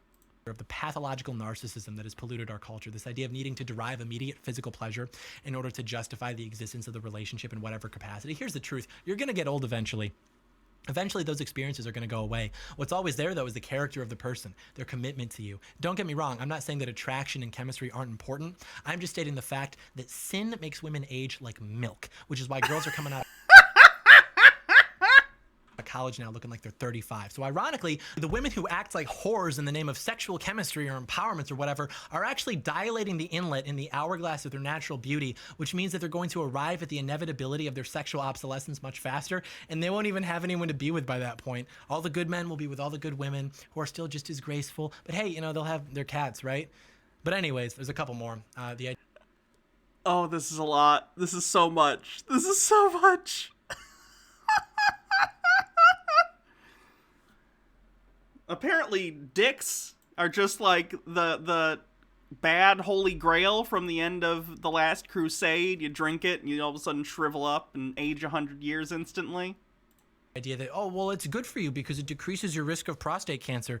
First of all, this is just ad hoc justification. They want to promote pornography. They'll plug anything that they can think of in as the why.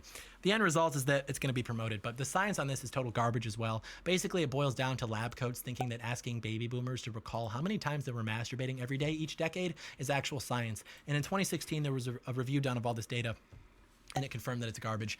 And the last thing I want to go over here is actually more commonly something that you'll hear from people who are supposedly right-wing, and it's another ad hoc, which is pornography is free speech. That's not even remotely true. Washington didn't... Okay.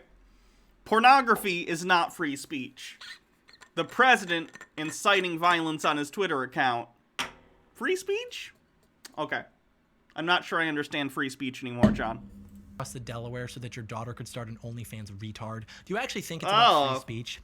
You think that all of a sudden they're concerned about free speech? They barely let us talk about politics. That's our First Amendment. But you think they really care about the Bill of Rights when it comes to pornography? They barely let us talk about politics, says John Doyle in his hour and 42-minute YouTube video on his YouTube channel with almost 300,000 subscribers.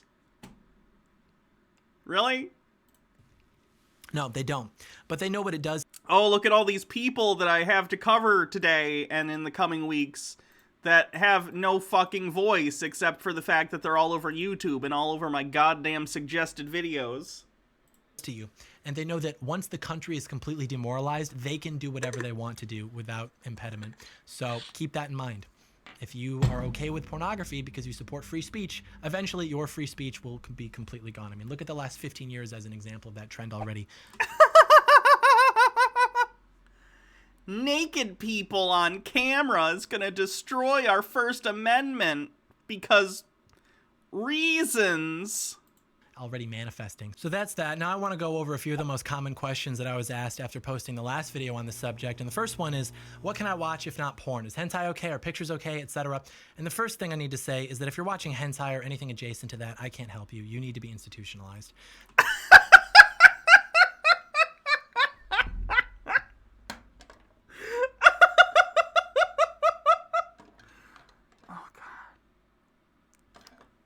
Great. That's a joke. But seriously, the answer is nothing, frankly. And the reason for that is that your brain is still adaptive and those pathways that you've conditioned are still sensitive. And basically anything that you do to stimulate those pathways, even remotely, is going to eventually cause you to relapse and get right back to where you don't want to be. It'll just reinforce and strengthen those things that we're trying to break you free of. And right off the bat, you need to understand that the reason you're trying already to find these loopholes to just totally quitting is because your brain has become structured to make you want to just keep going down this rabbit hole. So you need to just accept that in order to liberate and improve yourself and get yourself back to normal, you can never watch or view any type of pornography again. Seriously, hear that, internalize it, get comfortable with that knowledge. And it might even make you upset to hear that, because that is your brain reacting to something that it regards as literally central to its existence. But we can't sugarcoat these things. If you want to be free, then it all goes. No exceptions. That gets into the next question, which is something to the effect of, well, what if I just don't watch it as often? What if I just decrease? You know, it's like the same answer to the same question, basically. Like, anything that you do to activate those pathways that you've created will just strengthen and reinforce them and will eventually get you right back to square one every time. Even if that weren't the case. Remember earlier, we cited research proving that even minor exposure to these types of stimuli will alter your brain's composition, because it's not about the level of consumption, it's about the pattern of consumption. Again, John, that would happen with everything that we find pleasurable. A delicious grilled cheese sandwich. A hot pocket, if that's your thing. Video games, movies, sex with your partner. All of these things change your brain in some way. The change itself is not inherently bad. And that pattern will inevitably lead to greater addiction. It's a rabbit hole with one axis. You can either go deeper or you can get out of it. There's no alternative. And the last question is, do I have to stop masturbating in general? And I think that question presupposes that masturbating is like something that's actually important in your life. It is, for most people. What you'll find if and when you quit pornography is that masturbation really isn't necessary. And that's not to say it's not necessary. It's a recreational activity, but people masturbate because it's enjoyable. Even if you choose not to watch porn, that's fine. That's your choice. But most people masturbate because it's just a thing mammals do. Don't get horny, but like, you'll find out that the reason that you were masturbating so much is because of pornography, not because you just had those urges and then you used pornography to supplement them. That's kind of like the opposite of true. And it's also an issue of activating those pathways, because even without porn initially, it could cause you to relapse. So I would say best move is just to totally detox for as long as possible. Plus, to be honest with you, masturbation is kind of cringe, and that's probably an explanation for a later time. But basically, as a man, I feel like masturbating is the equivalent of like going to a movie by yourself. Fellas, is it gay to touch your own dick? And also, John, go to a movie by yourself once COVID is over. It's fun. It's not something you want to do all the time, but sometimes it's a nice thing to do. There's nothing wrong with it. Especially if you can catch like a matinee in the middle of the day and you're the only one in the theater. It's like you have your own private, like, giant home entertainment system. It's very cool. I did that when I saw Inception the first time with some friends, and then I loved Inception, especially because I was younger at the time. I still like Inception, but, you know, I was a big, like, Christopher Nolan fan at the time. I was the age where that was, like, the height of, you know, cinema for me. And I went and saw it, like, later in the week on my own, just because I liked it so much, and it was a lot of fun. It was one of my favorite movie-going experiences, and there's a fun social aspect of going to the movies with your friends. That's an enjoyable thing to do, but I think there's also something to be said for going to a movie and just, like, sitting and enjoying it yourself without the distraction. They're both really, really fun experiences for different reasons. Like, yeah, you enjoyed it, but, you know, you look like a loser. You know it would have been better with a girl. I always do what I do based on what other people think of me, John. That's a very healthy attitude to have. You never want to be caught at a movie by yourself, just like you never want to be caught masturbating. It's 1-to-1. So what's the solution? Find a wife, because then she has to have sex with you and she has to go see movies with you. Those are the rules. Problem solved.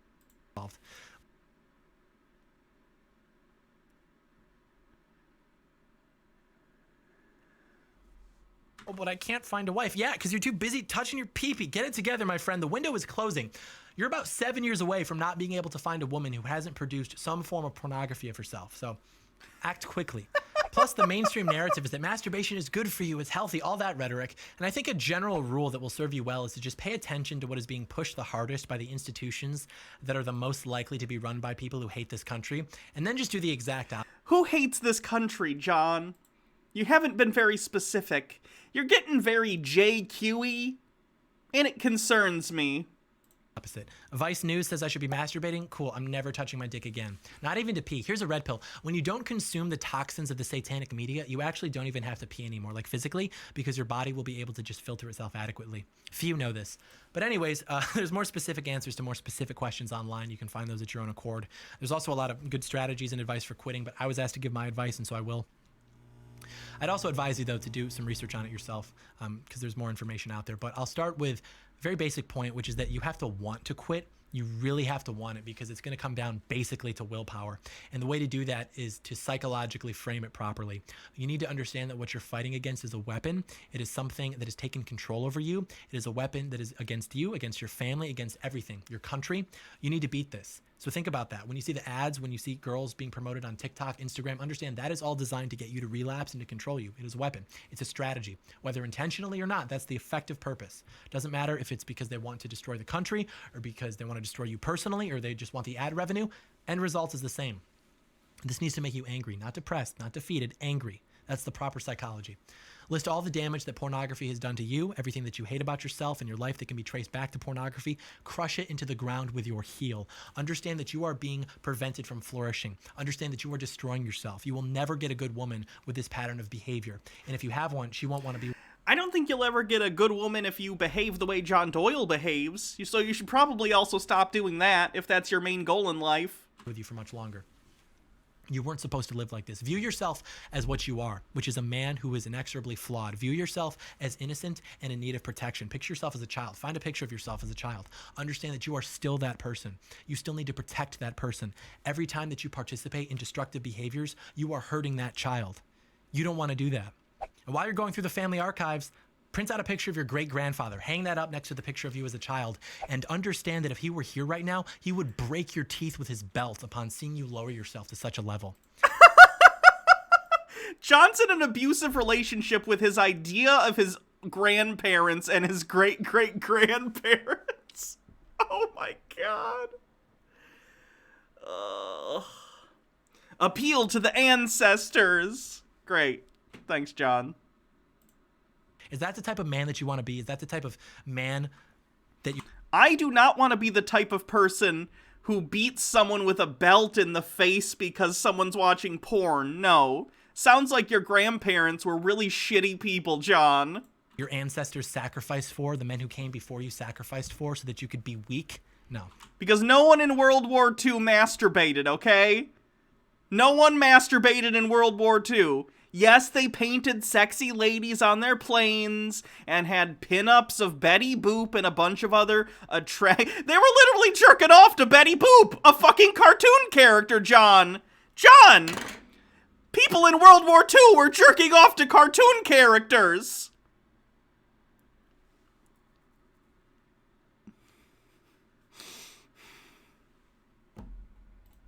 Get a hold of yourself. And as far as how to do that, I have a few things. Firstly, you need to avoid things that trigger you, especially in the first stage of it. Private Snafu, another. I can't even play Private Snafu on public domania because it's pornographic. It's literally just softcore porn cartoons. Made for troops. Pornography. There are going to be environments, activities, all sorts of things. So here's a good way to reduce this. Think of the most common places where you usually watch pornography and avoid those places for at least 2 weeks, no matter what. No exceptions. You do it in your bed. Guess you're sleeping on the couch. But I can't sleep on the couch. Yeah, you can. Tell your family you're experimenting with something because you're trying to reset your spine or something. I don't know. Dang. I have to... No, I'm not going to make that joke. They'll believe it.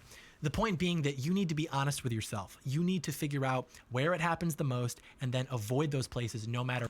No, fuck it. I'm gonna have to avoid my living room, my bedroom, my bathroom, my office. I'm gonna have to avoid every room in my house except the kitchen. And I'll probably get so bored in there I'll end up masturbating and then I got nowhere to go. Or what? For at least 2 weeks. Try to keep yourself out of the house. Go on walks, go to the library, wherever you have to go. Stay occupied, stay out of the house as much as possible, because if you're just sitting at home bored, your cravings are going to be a much bigger problem for you. You also need to avoid visual triggers. For this, I would recommend staying off social media, the internet, for at least 2 weeks. All it takes is one e-thought on Instagram to make you relapse. The algorithms are designed for that. They're designed to get young men addicted to pornography so they can profit off ad revenue. You need to detox from it. Plus, social media in general is just terribly toxic, so you'll be much happier anyways. And you can even use this to, like give your devices to your parents or whatever, or your girlfriend. Just be like, hey, I want to stop using social media so much. Is it cool if I give you my phone or my laptop or whatever? I can only use it in front of you if I have to answer a text or an email or something. And they'll just be like, oh yeah, sure, whatever. You'll be good to go.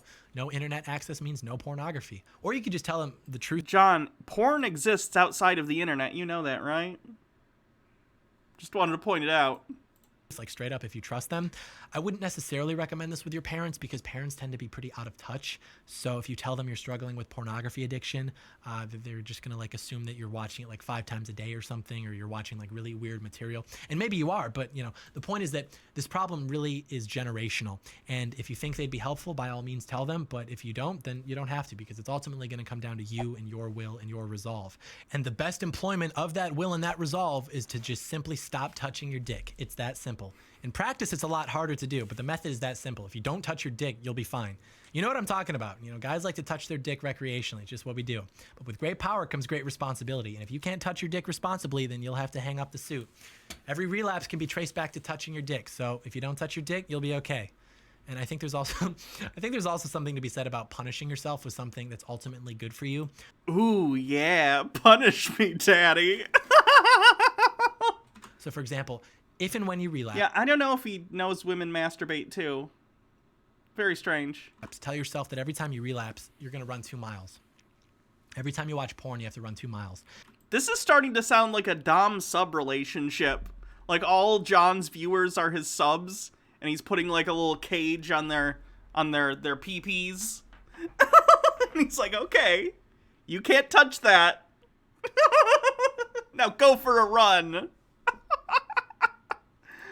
And if and when it happens, you'll have that guilt and that clarity afterwards. You know what I'm talking about. You'll need to channel that into something. So how about literally running 2 miles? Working out in general helps with this too, because it occupies your time, makes you confident, disciplines you. But seriously, hold yourself accountable to that, because it'll be easier to do that at first than it will be to quit pornography. Every time you watch it, run 2 miles. Keep a pace. You'll feel a lot better afterwards, even if you hate running. But the last thing I'll say is that I have mixed feelings about tracking progress. I think there's something good about working towards a higher number of days. I think that helps. But there's also the fact that if and when you relapse, that framework makes you more compelled to just binge, because it's like, well, I won't be breaking as long of a streak now if I binge for a few days. That's not good. Also, something to keep in mind is that the whole framing of like keeping track of milestones sort of implies that this is a big part of your life, or that it's worthy of that mental volume, or there's, I don't know. There's utility to that, but ultimately you want to work towards a state to where you don't even have to think about it, because it's just not a part of your life anymore. And of course, as a man, there's only so much that you can do there. You get what I'm saying though. Bottom line is that you have to quit. The specific technique by which you do it is less important, but you do have to quit, because our society is dying. It is dying. And history suggests that we should be... Again, why do you think it's dying, John? You haven't really given a persuasive argument why you think society is dying as a whole. Able to bounce back from this, but the difference now is that our men are demoralized. They're weak, they're completely pacified, and never in the history of the world has this been the case. That's what's different. If we don't... How are men weak? How are they pacified? Is it because they're not in favor of, like, a fascist coup? At least not most people? What's your bar here? Do something to change that. We're just on our backs with our necks exposed, begging for mercy that we know won't be given to us. And it starts with you. You watching this right now, be that change. Send this video to all the guys you know, even if you don't know if they're struggling with this. They probably are, but still, it's like, this is the single biggest problem that we face, because it makes us less able to deal with all of our other problems. It literally robs you of your manhood, your spirit, everything about your essence as a man, and it needs to be crushed into the ground and buried forever. It's the only way for us to take our country back. It is a necessary step, and I hope I've explained it adequately. It makes you weak, it corrupts you, it corrupts your children, destroys families. It's nothing less than an attack on our civilization, and we have no choice but to treat it as such. So if you're still watching, thank you. The future's ours. Me and you, big guy, still have a lot of work to do, starting with ourselves, as expected. Hey guys, if you like this video, leave it a... Oh god, here comes the cringe end thing.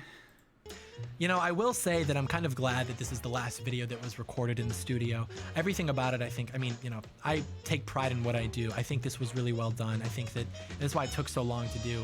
Oh man, I am so fried. I've never been so exhausted mentally. My arms hurt. You know how when you wear like a suit for a long time, your arms kind of hurt, your shoulders? Bro, I'm glad. This is the way I wanted to go out in this studio. I get sentimental about things, and I really like this little setup here. I think it's very humble, you know. It was very obviously put together impulsively from Amazon.com purchases, with not a whole lot of education as to what is being purchased and why. But so I guess, I don't know. I'm saying this right now because what we're doing right now with going to Texas is representing a big change in the direction of HOC and the things that we're looking to do, and it's going to be really positive, and I'm very excited about it.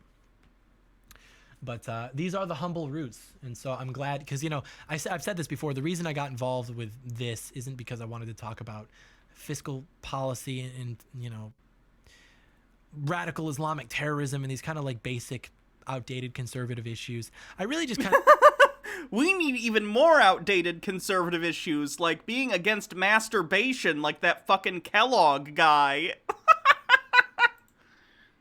I care about the boys, honestly. Like, dude, men are not doing well right now. Care about that, family structure, things like that. And pornography is one of the biggest problems facing that, as we've discussed. So yeah, I'm really glad that we could do this video. I'm really glad that we could do it so thoroughly. Thank you guys for being patient with me. Thank you for watching all the way through if you're still here. Thank you for watching the channel in general, supporting the channel. We've got big things planned. I'm very excited about it. But yeah, I'm fried right now. Voice is gone. But this is how we wanted to go out. So yeah, like, thumbs up, subscribe, video, friend, share, notifications, all that good stuff. You think we weren't about to have a 2-3 minute outro on a video that's probably like, what, how long have we been going? Hours. This is the longest video in the history of the channel. Going out with a bang. I'm taking a break though because I have to, you know, build a new studio, get settled in. So you won't hear from me for a second. You would if I had Twitter, but I got kicked off because I told people to call their congressman. You got kicked off Twitter for doxing. What are you gonna do? So He's such a fucking liar. Thank you so much for watching, and may God bless America. I have it on good authority that it does in fact get better. So we'll see you then.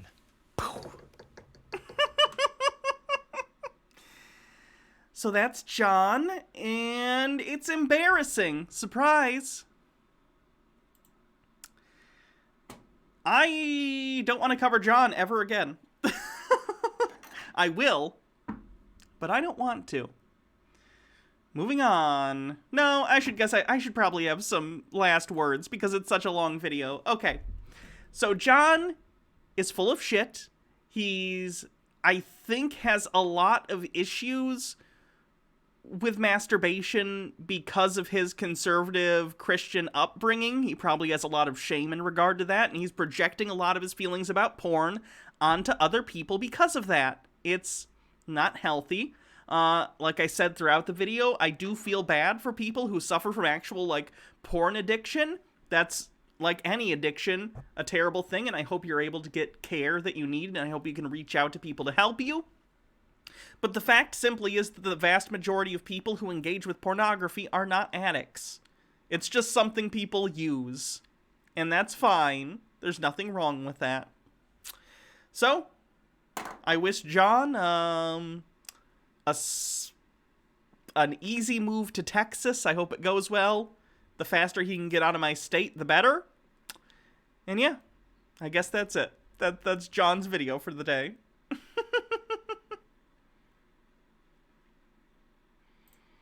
Well, I did terrible with my voice throughout that. Baja's been texting me, and I feel really bad now. So, great. Oh. I'm doing so much worse than I did, like, last week, and I don't know why.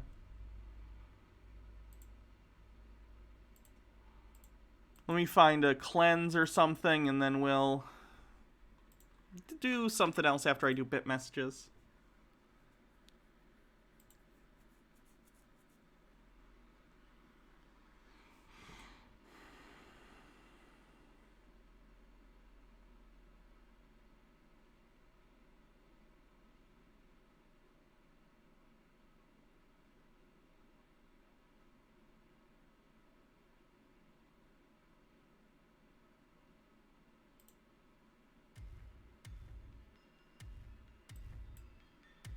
Hey everybody, welcome back to the Wolf Pit with another episode of what are we eating?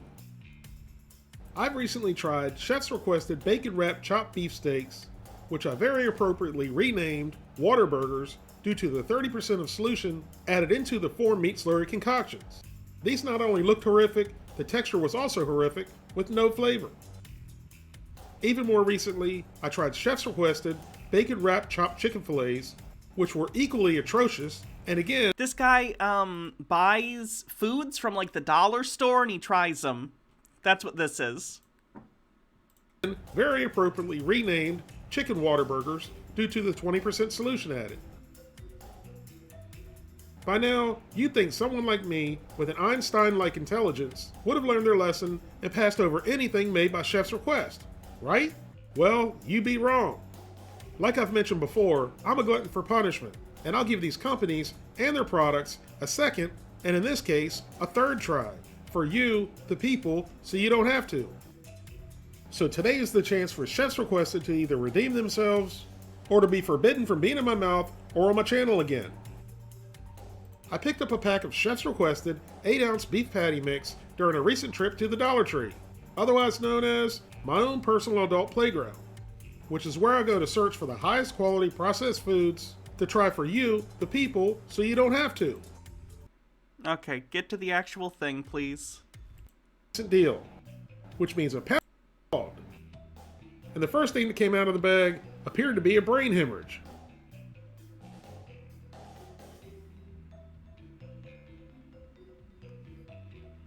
And then finally the meat.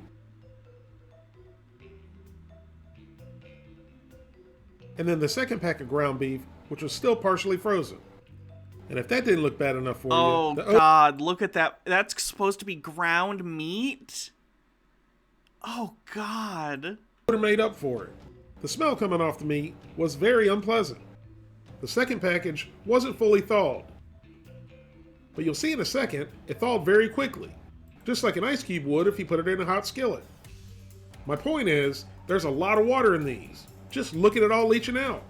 This makes me want to throw up. I always think of good ideas after the fact. While the water's evaporating, let me tell you what I'm going to do with the meat. I'm going to remove half and try it on its own, and then I'm going to mix the other half with some Sloppy Joe mix. Come on, Del Monte, show me the money. I like both Sloppy Joe and Manwich mix. Which one do you like? Then I enjoy the rest of the Sloppy Joe mix with liver and fava beans. I let it simmer down for a few minutes until it thickened nicely and it looked like normal Sloppy Joe. And it certainly has me a bit concerned, but I'll never succumb or opt out of an opportunity to try highly processed crap foods for you, the people, so you don't have to. I was very skeptical before I even slid it into my yap, and it only took 2 chews to shoot this right out of my mouth and into the trash can faster than a politician's promise on election day. The texture and flavor were unexplainably disgusting. It had an old musty dry bone smell, strange flavor, and really firm gristly texture. I literally had to take a paper towel and wipe the film and the flavor off my tongue. When I say dry bone smell, it's the same way a bone smells that you gave your dog a week ago and find it out in the yard or behind the couch. So what if I do smell my dog's bone? Don't you? And I really thought about and should have stopped at this point. But the show had to go on. Next it was time for a musty bone smelling Sloppy Joe sandwich. But first, I wanted to try the Sloppy Joe mix on its own. I kind of actually really want Sloppy Joes now. I haven't had Sloppy Joes in years. Even with the sauce, I gotta go get some, like, ground beef and fucking Manwich mix or something. It doesn't look that great. And you can see the big crumbles that wouldn't break up. Even with the Sloppy Joe sauce on it, it was bad. It just tasted like Sloppy Joe flavored old meat and smelled like an old musty bone. And I certainly did not ingest it. This bite was also spit in the trash can. Like you guys already know, I'm a glutton for punishment, but it's for a good cause. Ooh, someone says Sloppy Joe fries? That sounds really good. I've not had that. That, maybe put some cheese on top? Mmm. You, the people. So rather than quitting and throwing in the towel, I went ahead and took a bite of the Sloppy Joe sandwich for the hell of it. And it lasted 3 chews. And it was also catapulted out of my mouth and into the trash can. So here's my final thoughts on Chef's requested half-pound beef patty skillet mix. This is not food.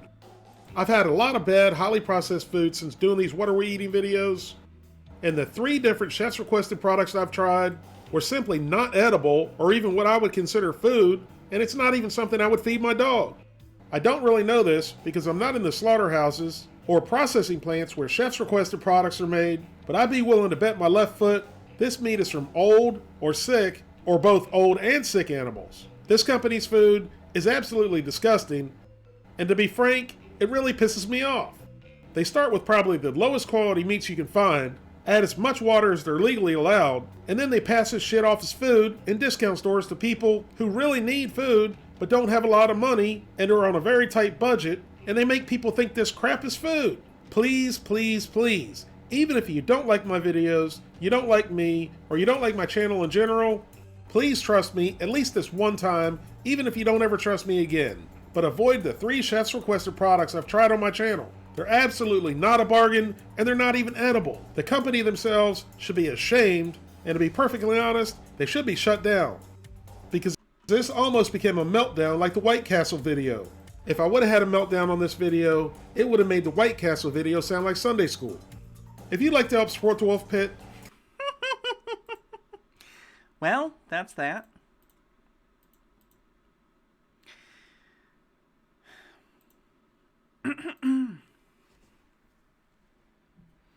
He doesn't mean actual White Castle. He means an off-brand dollar store White Castle that he tried.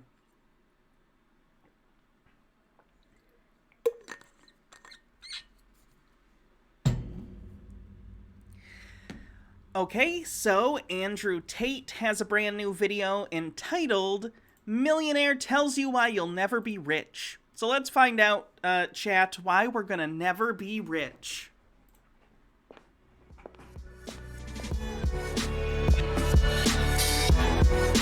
I'll do bit messages after this one. I forgot. I'm sorry.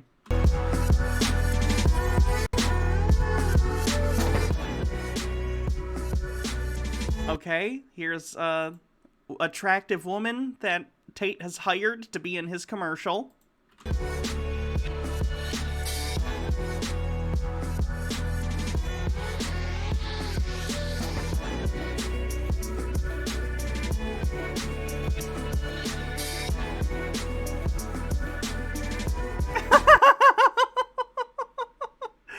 Okay, I don't normally, like, denigrate people's taste, because why do it, right? Everyone has different taste, and you should be able to decorate your house however you want. But can I just say, Tate having, like, a fake samurai thing in his house is the most Tate thing ever.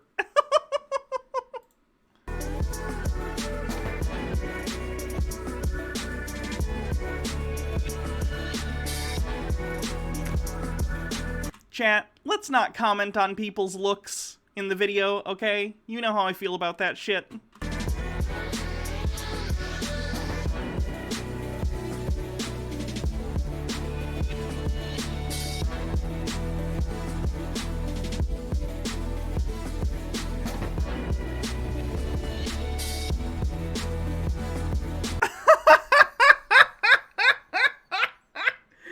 Why did she just bring him a notebook that has the Bitcoin value on it?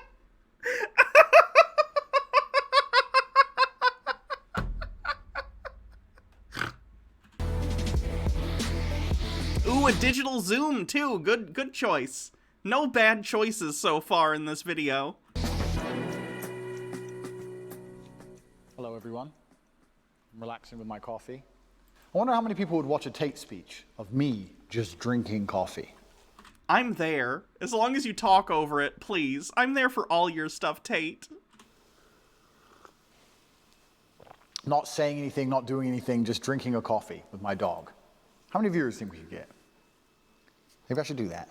Maybe I should make this a video in itself. Maybe this video should have no point. Now that's boring. I'm going to brag instead.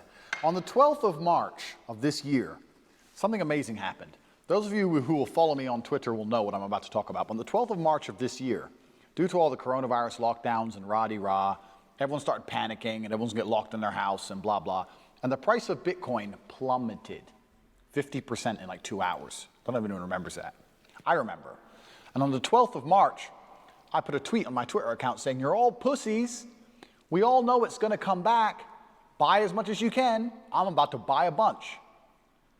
Of course, a bunch of people start replying under it. "Actually, no, this is the end of Bitcoin monetary system." People do not seem to yet understand that crisis and opportunity are the same thing. Apollo, you're ruining my tape speech. Crisis and Crisis and opportunity are the same thing. In fact, in Japanese, they have the same word. And what most of you people are doing is you're going through your life. You're seeing a crisis. You're seeing the world get destroyed. You're seeing Corona. You're seeing the American election be...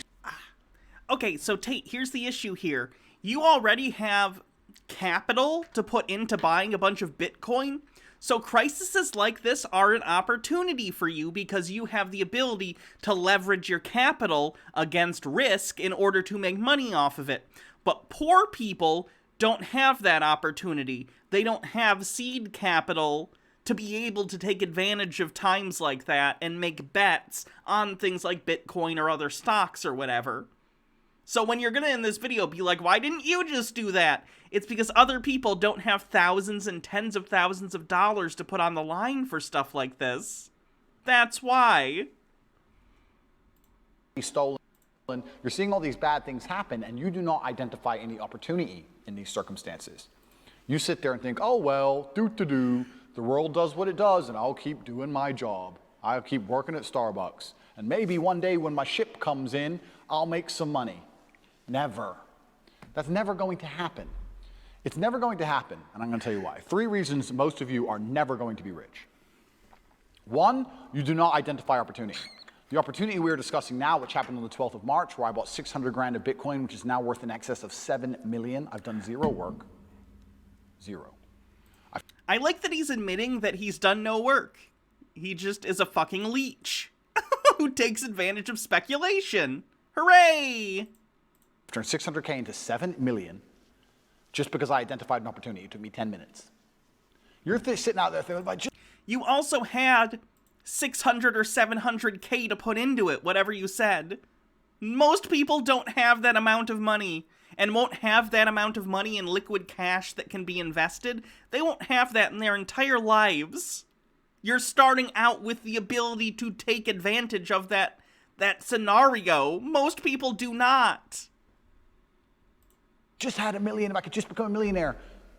That's how easy it is. Now, you probably didn't have 600K to buy Bitcoin like I did. Fine. You could have put 600 in and had 70 grand. 70,000 you could have had from 600. But you do not identify opportunities. This is the first thing you do not do. You do not pay attention to the world around you. You just live in your little bubble. You're too busy arguing with your ugly girlfriend, too busy stressed out about some dumb shit, too busy sleeping in.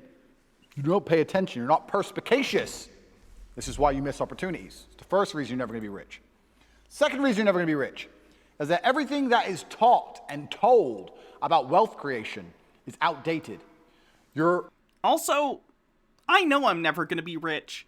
I don't want to be rich. If you're rich, you're basically guaranteed to be an asshole. I don't need to be rich. You know what I value? I value being my own boss. I value my free time.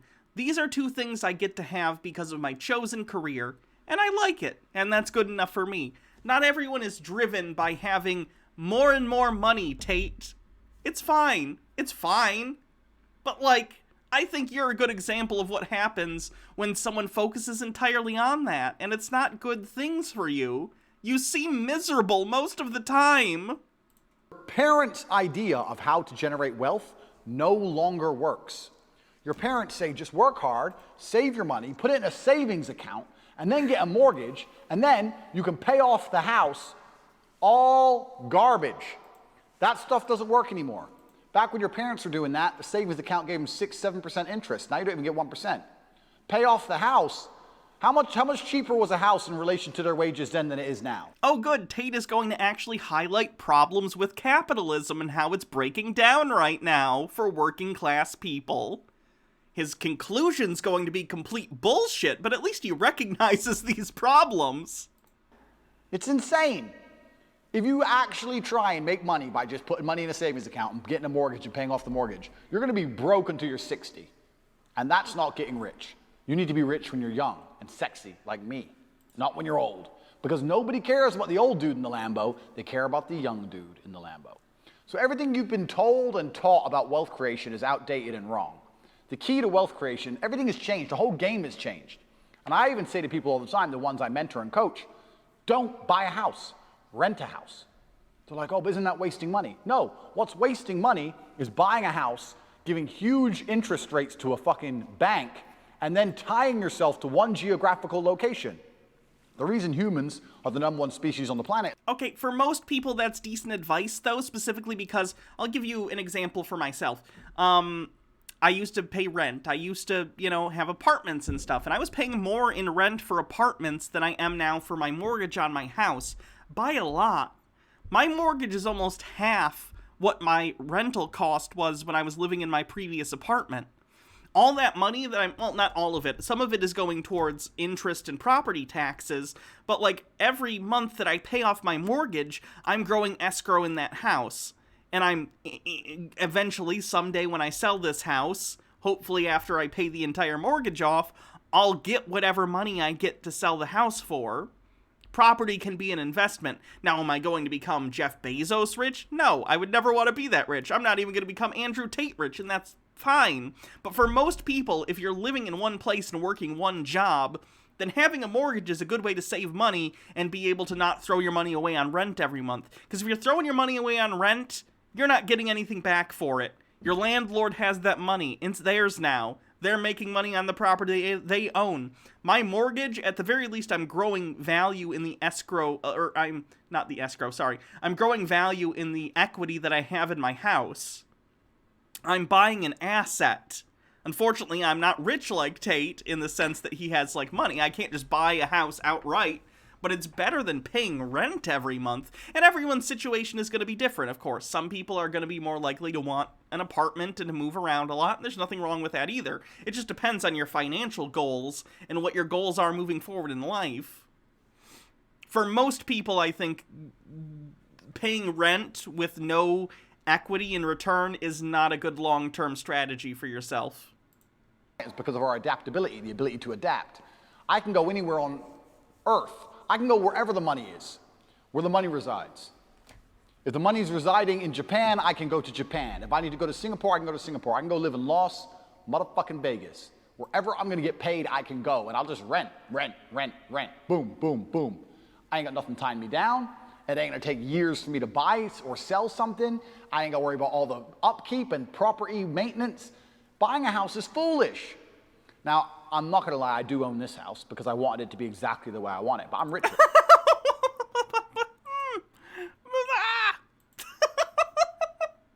Rich, right? You aren't. So you shouldn't be doing that shit anyway. You do not need to buy a house. It's one of the biggest mistakes you can make. It's a psychological thing that your parents have told you. If you own a home, if you own a home, if you own a home. And then I tell people this, and they go, oh yeah, but you can always rent it out. You're gonna spend $300,000 on a house so that you can rent out for $800 a month. And then every time the boiler breaks, you're gonna spend $500 fixing the boiler, and they're gonna damage your house. And you would not rent out a $300,000 house for $800 a month, Tate. What are you talking about? Your valuation there is so far off, it's crazy. Like the market value of rent in my neighborhood, I could rent out my house for like $800, and my house is not a $300,000 house. By the time they leave, you're gonna need a whole bunch of repairs, and they're gonna be calling you all the time for hassle and stress, if they even pay their rent on. Hire a property management company. Ugh. Time. You think that's a good spend of $300 grand? Do you know what else you could do with $300 grand? Buy Bitcoin. Revolutionary. Your real estate can be on the blockchain instead of out here, because when it's on the blockchain, it can be sold instantly. You ever tried to sell a house? It takes years. Ever tried to sell Bitcoin? It takes seconds. Okay, and the difference in risk between those two ventures is extraordinary. Bitcoin has a really, really high downside if things go bad. A piece of property, even if the market goes bad, you still have the asset, right? You can hold on to that house, and eventually that house will be worth something, because houses are a resource that people need. Bitcoin is a speculation bubble and continues to be so. So this is the second reason you're never going to be rich. because all your ideas and concepts of how wealth is created are outdated. 3. I also like the idea that he doesn't understand that if you have $300,000 in cash laying around to invest, you're already rich. You're already a rich person if you have that. Third and most important reason you're never going to be rich is because you do not have a plan. You do not have a plan to get rich. Nothing good has ever happened on accident. Have you ever met a guy who's just got covered in muscle, he's got a six-pack? You're like, hey bro, how'd you do that? You've been going to the gym. No man, it was just an accident. Oops. No, he built that body purposefully. He did things specifically to get the result he desired. He ate a specific way. He trained a specific amount. He knew exactly what he was doing. Every rich person knows exactly what they're doing. People who are making money know exactly how to do it. You're sitting there saying, I want to be rich. You don't even have a plan to get rich. How the fuck are you going to get rich on accident? How's that going to happen? Oops, I'm a millionaire. Never. So, 1, you do not pay attention to opportunities in crisis. 2, everything you understand about wealth creation is outdated and wrong. And 3, you do not have a plan. Here's where I come in, Andrew Tate, because I have a plan for you. So, we talked about my little Bitcoin story. You see the tweet here I put out. I made 7 million, blah, blah, blah. Bought a Bugatti, blah, blah, blah. I'm the man. We all know I'm the man. That's why you're watching my channel.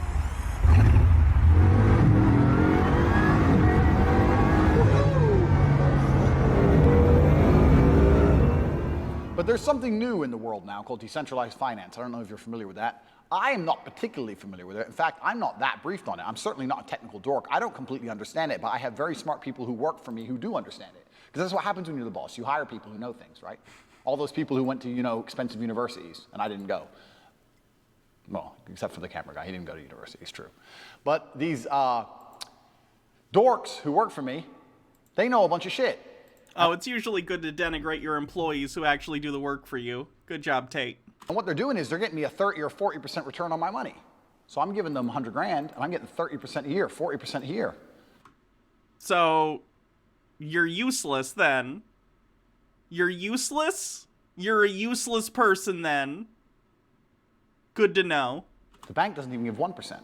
We just talked about how the old ways of wealth generation, putting it in a savings account, they were aiming for 6 or 7%. I can give you 30 or 40% if you get involved in our decentralized finance program. So, if you want to know more about this, it doesn't matter if you have 5 euros, it doesn't matter if you have 5 million euros.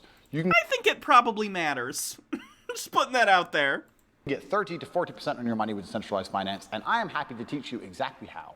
All you have to do is as follows. You have to comment on this video and say, thank you, Andrew. And then you have to send an email to cobratatenews@gmail.com saying, I am interested in decentralized finance. Do that, and maybe you stand a chance, because what I'm doing is I'm giving you a new way to generate wealth. In fact, I'm fixing all 3 of the problems. I've identified an opportunity within the crisis. The crisis currently being that GameStop is destroying Wall Street and Corona's destroying everything. They've turned... Not really anymore. Hold on. Yeah, no, GameStop's already down to in the 40s. It peaked, guys. It peaked. It was fun, and it was funny, but that shit's pretty much over now.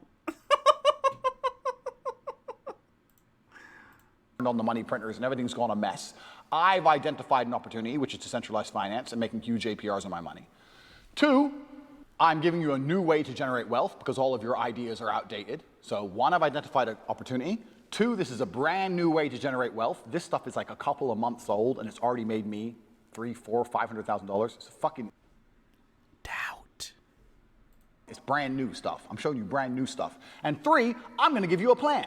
So the 3 reasons I told you won't be rich, I can fix for you. I have your opportunity. It's brand new and it generates wealth right now, today, no outdated ideas. And I give you a plan telling you exactly how to do it, even if you only have 5. Sorry, this made me want to look at my Robinhood account. Ooh, okay. You're on the bank. I've just fixed your life. What do you say? You comment below and you say, thanks, Andrew, and you email me. Now, maybe I'm a bit egotistical, some would say. But I'm certainly extremely handsome. We can all agree on that. And I'm also very intelligent. We can all agree on that. And I don't like helping ungrateful motherfuckers. So if you email me I want to know about decentralized finance to corporatenews@gmail.com. You also have to tell me your YouTube account so I can check this video and make sure you said thanks. My women are arriving. I apologize. If you do not say thank you to me below this video, I'm not going to help you.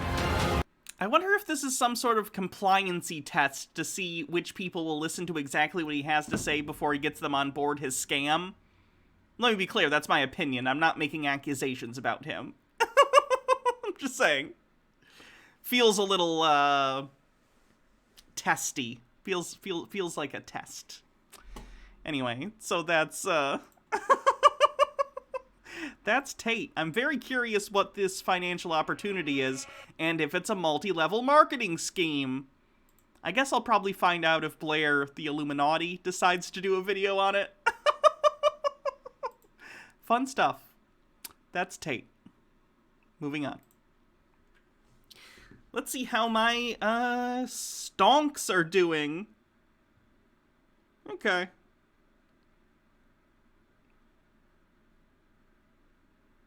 Why is Amazon down? It's okay. Line goes up.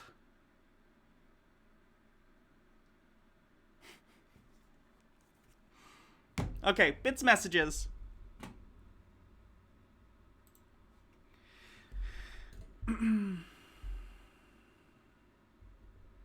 Aleobite says, did you have a shot of whiskey? You're addicted to alcohol now. Nick Bush YPP says, I mean, what the F did you expect from someone who claims people who disagree with him breed mental illness? Mr. Sir Knight Dog Kingyo, or Mr. Sir Knight Kingyo says, the only other person I've known to throw shade at the DSM-5 was a guy who was diagnosed with something he didn't want to be. I can't get my pitch up quite enough today. I don't know what's going on where I'm having this issue. Hold on, I'm adjusting the thing. Sorry.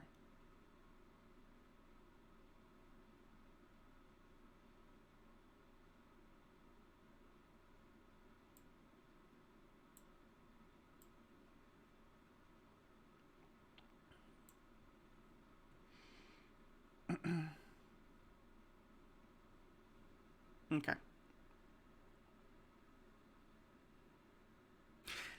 The Profane Priestess says, shocking no one, Dr. Incel has criticized the DSM, but not in the way John is suggesting.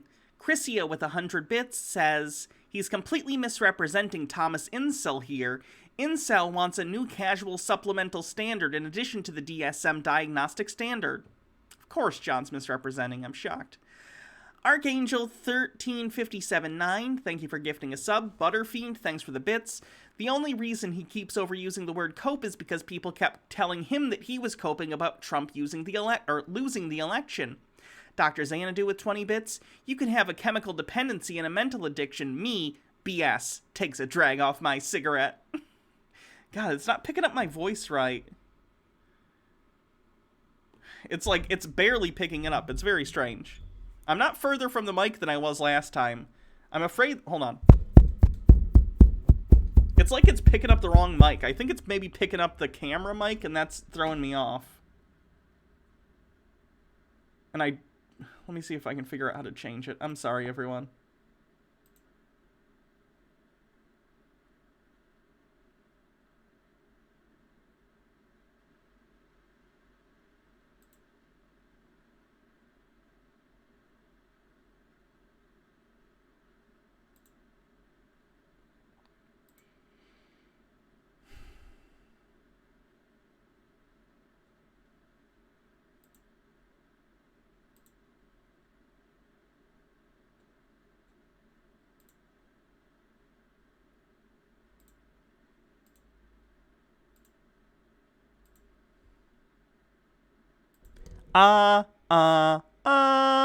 Okay, I don't know.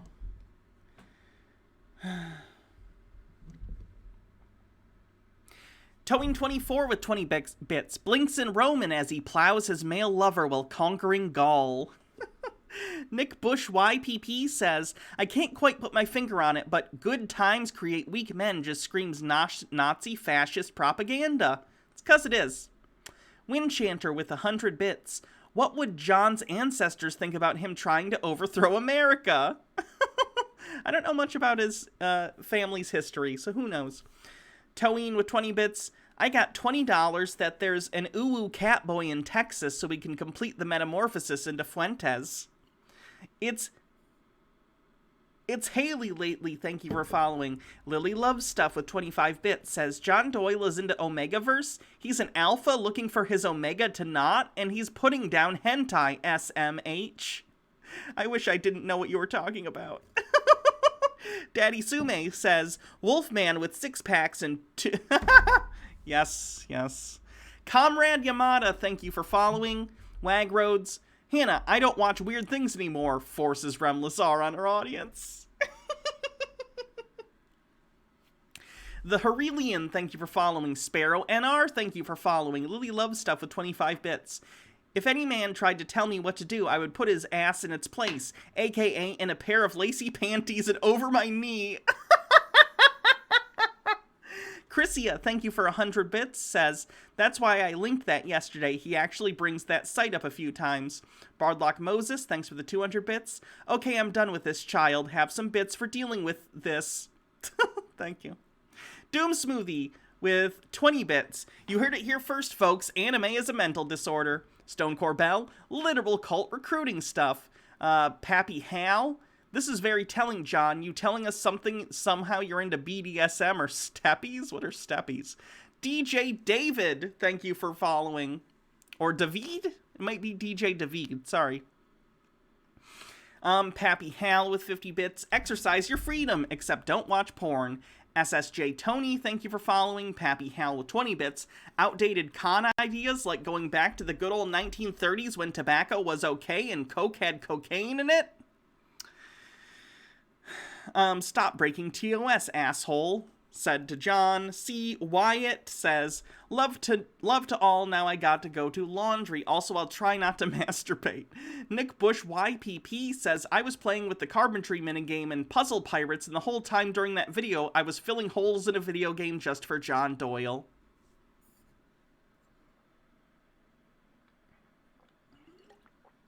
Happy Be Fine, thank you for following. Hikation, thank you for resubscribing with 4 months. I haven't been able to make it to your streams lately, but I hope you're doing amazing. Thank you. Nick, again, says, can someone please tell him if everyone is rich, nobody's rich? MMO Addicted says, the best part of this video was always, let's change the channel. Context when the doggo left Tate. Love Yogurt, E-Justice, and Hyde Teddy, thank you for following. Nick says, every rich person knows exactly what they're doing, says the person telling people to buy Bitcoin when it's stupid high. MMO Addicted says, oh, you can get rich by accident. Oops, I was born. Bam, millionaire. MMO Addicted says, nah, he's not useless. He's a good risk buffer for his smarter employees. When their risky schemes go tits up, he'll take the consequences and they'll move on. Profane Priestess with 20 bits. Hannah, I left to eat steak and came back to Tate. I hate you. And Ginger Snip Snap, thanks for the bits and a link.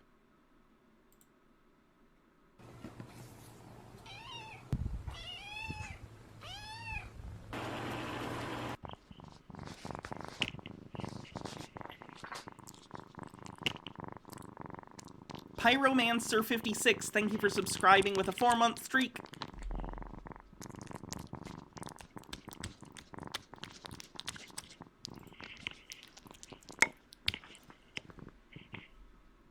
This is the only mukbang I think I've ever been okay with.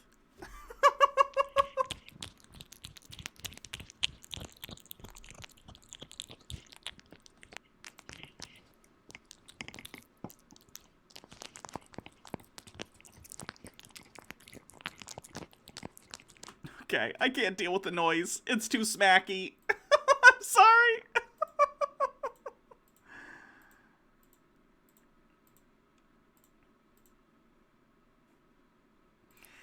So, to sort of stick on theme, which we were watching earlier, of course, we watched John Doyle's ridiculous diatribe on adult film. And now, Elliot Hulse has a video called When Bustin' Nuts Goes Bad. So let's take a look at this. and then you're walking around wondering what to do with my life. I'm confused about my purpose in life. I have no energy. I don't want to do anything. Nobody respects me. Why won't girls talk to me? Why am I failing in everything that I do? Well, it's because you're giving your fucking power away every time you nut. Yo, Elliot.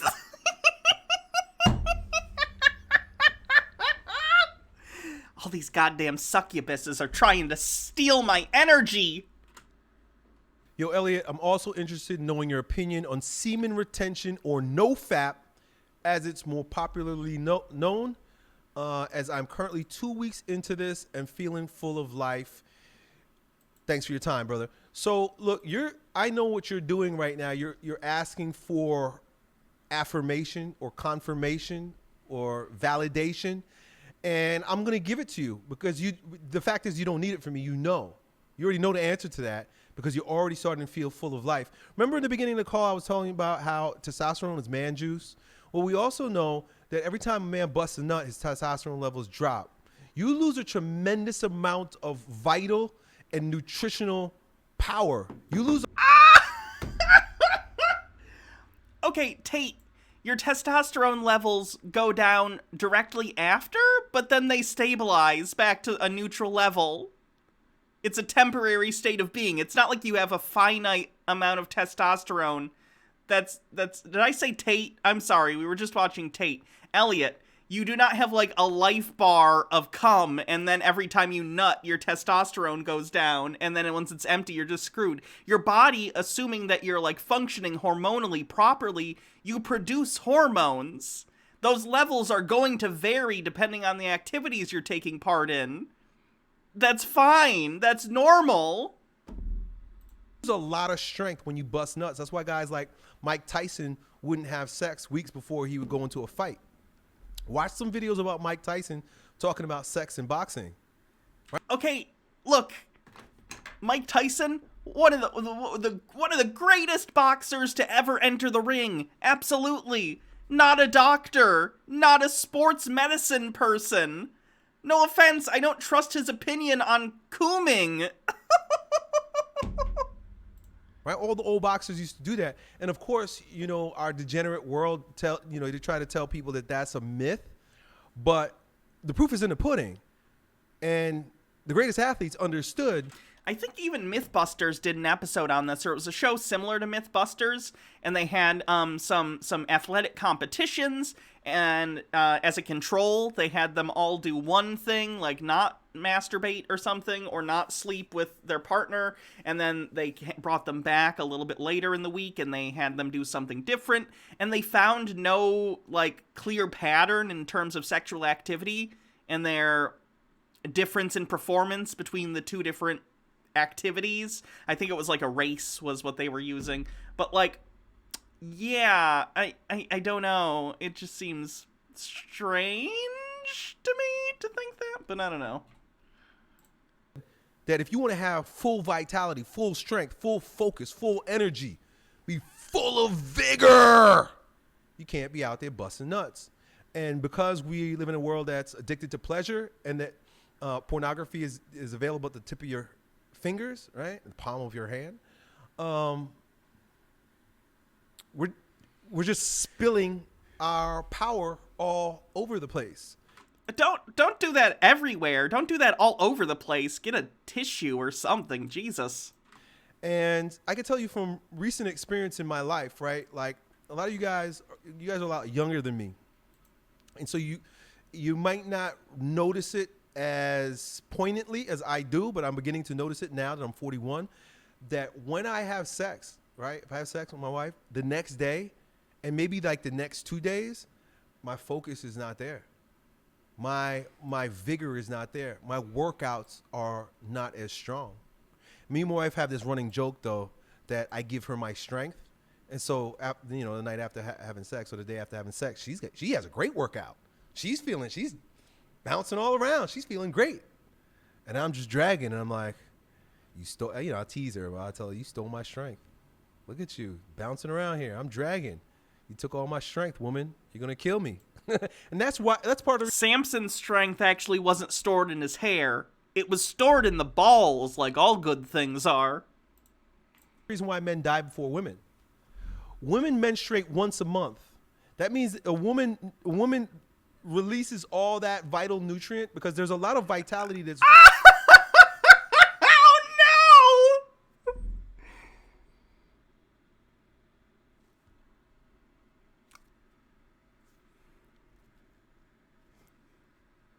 that's in a woman's womb, in her uterus. A lot of the food that she eats and a lot of food that you eat goes into sexual reproduction stuff. And so a lot of that nutrition that she's eating is going into that vital or into that reproductive organ. And then once a month she sheds it. And when a woman sheds it once a month, you look at how she acts like coming up to that. Right? She's like not feeling so good, and like the day of her period, she's like, oh, like tired. She might even look like it's because of hormonal changes and because of the fact that it's not comfortable. From what I understand, you're shedding your uterine lining, and that can involve cramps. That can involve all sorts of different things. Some people get really bad headaches. Some people get nauseous. But it's not like this magical nutrient thing. It's because of like drastic changes in hormones and all sorts of other bodily processes that happen during people's like menstrual period. Sunken. It's because it's like somebody just sucked the life out of her because there's a lot of vitality in that. There's a lot of nutrition. It's because she feels like shit. In a woman. Okay, it's not because like, okay, the uterine lining that's being shed during menstruation is a uterine lining that's there for if you get a fertilized egg so it can implant on the uterine wall. But if that doesn't happen, the body needs to flush that so it can prepare it again for next month, assuming that you know, are fertile and have a uterus.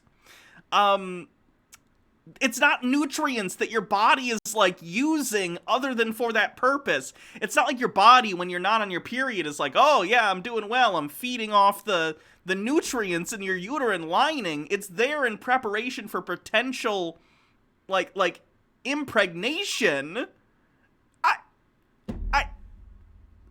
I'm not like a reproduction person. I don't have any authority on this. And like, I think I know enough to know this is fucking bullshit, right? What the fuck?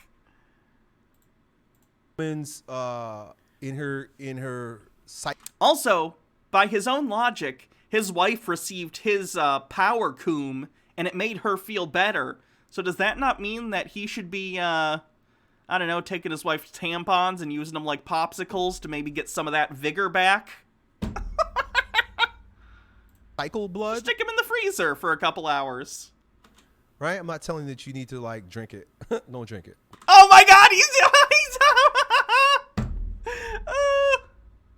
Don't do it.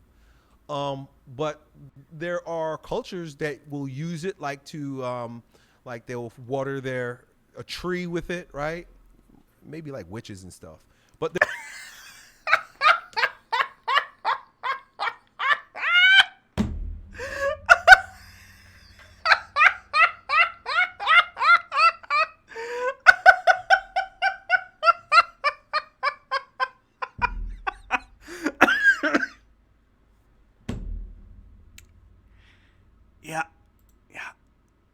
witches famous for growing plants with their menstrual blood. There's scientific validation to that. There's like, well, there's a lot of nutrition there that might be good for the growth of the plant. And even I don't know enough to know if that's true or not. Her placenta after having a baby, like in certain cultures and certain animals, they eat it because it's full of a whole lot of stuff. But you got to consider, a woman may have, let's say today she has 2 babies, right? That's average. 2 babies. So that's 2 times her body's, and those are traumatic. There's a lot building up in her, and then she purges it.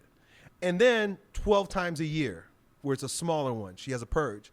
Think about that compared to a man who busts his nut every day. Some of you guys, I know that you're nutting every day. You're ejaculating every day.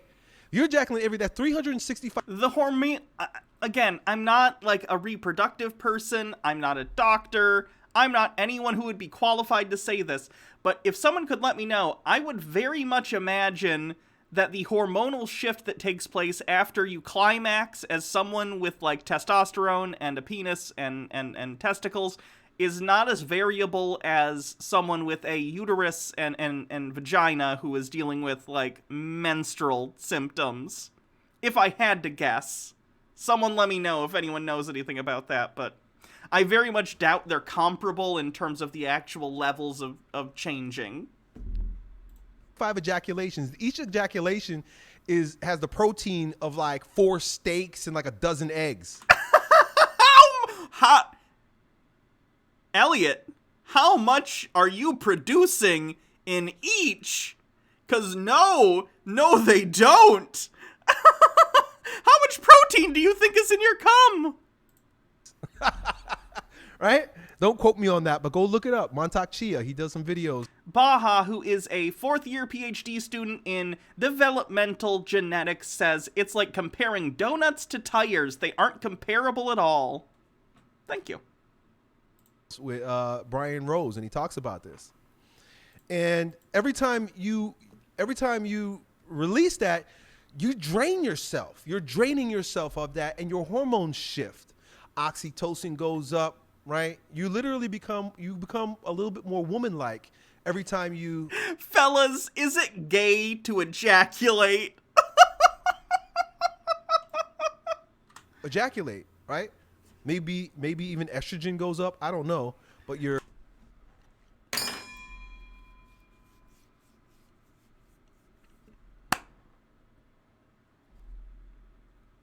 No. If estrogen noticeably increased after you masturbate, which it doesn't, people are even saying your T goes up, I would have masturbated constantly before I got on my hormones.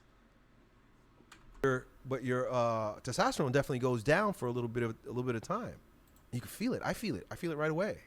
I didn't used to, or at least I wasn't sensitive enough to notice it when I was younger.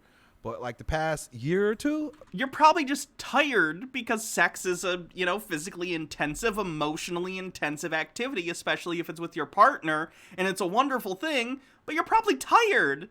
You're probably tired because you engaged in that activity. It doesn't have to be a hormone thing. You're in your 40s, man. I've been noticing it. So you guys that have, all this vital energy and you're spilling it out all over the place, and then you're walking around wondering what to do with my life. I'm confused about my purpose in life. I have no energy. I don't want to do anything. Nobody respects me. Why won't girls talk to me? Why am I failing in everything that I do? Well, it's because you're giving your fucking power away every time. No, those issues are probably stemming from some other things. I very much doubt it's because you're cooming. You nut. There's the moral law. Most moral laws support, most religious moral law, and this is why I have a call to tradition. A lot of people are like, Elliot, we can't go back to tradition. Tradition doesn't work. You got to understand something. Tradition supports moral law. According to you, I would disagree, as would a lot of people. There's a reason why the church said don't jerk off, right? There's a reason why it's a sin, right? Now, there are a lot of things that are sins for various reasons. I think people probably used to think it was a sin because they didn't know enough about anatomy to understand that, like, sperm is not a finite resource. If you are... Ooh, my phone's gonna die. If you're healthy, if you're capable, your body will produce more semen, more sperm. It probably thought of it as a finite resource. Also, sexual control is a really good way to control people, which is why the church does it. Now, shame is a powerful force, and if you can make them feel shame about something that everyone does, you have control over them. The natural law says that you're spilling your seed, so it's kind of a waste, and in a way... It's funny that he says natural law and not just the Bible says. It's like he wants to couch it in a way that isn't explicitly Christian, but it is.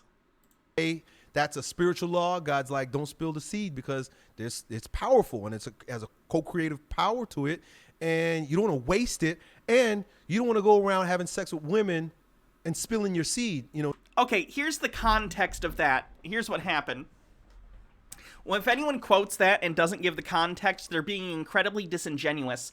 The whole spilling your seed concept came out of a story in which, back in the time that this Bible story took place, it was traditional, because women weren't allowed to take care of themselves, unfortunately, that if a husband died, then the brother would marry the woman to take care of her and fulfill husbandly duties.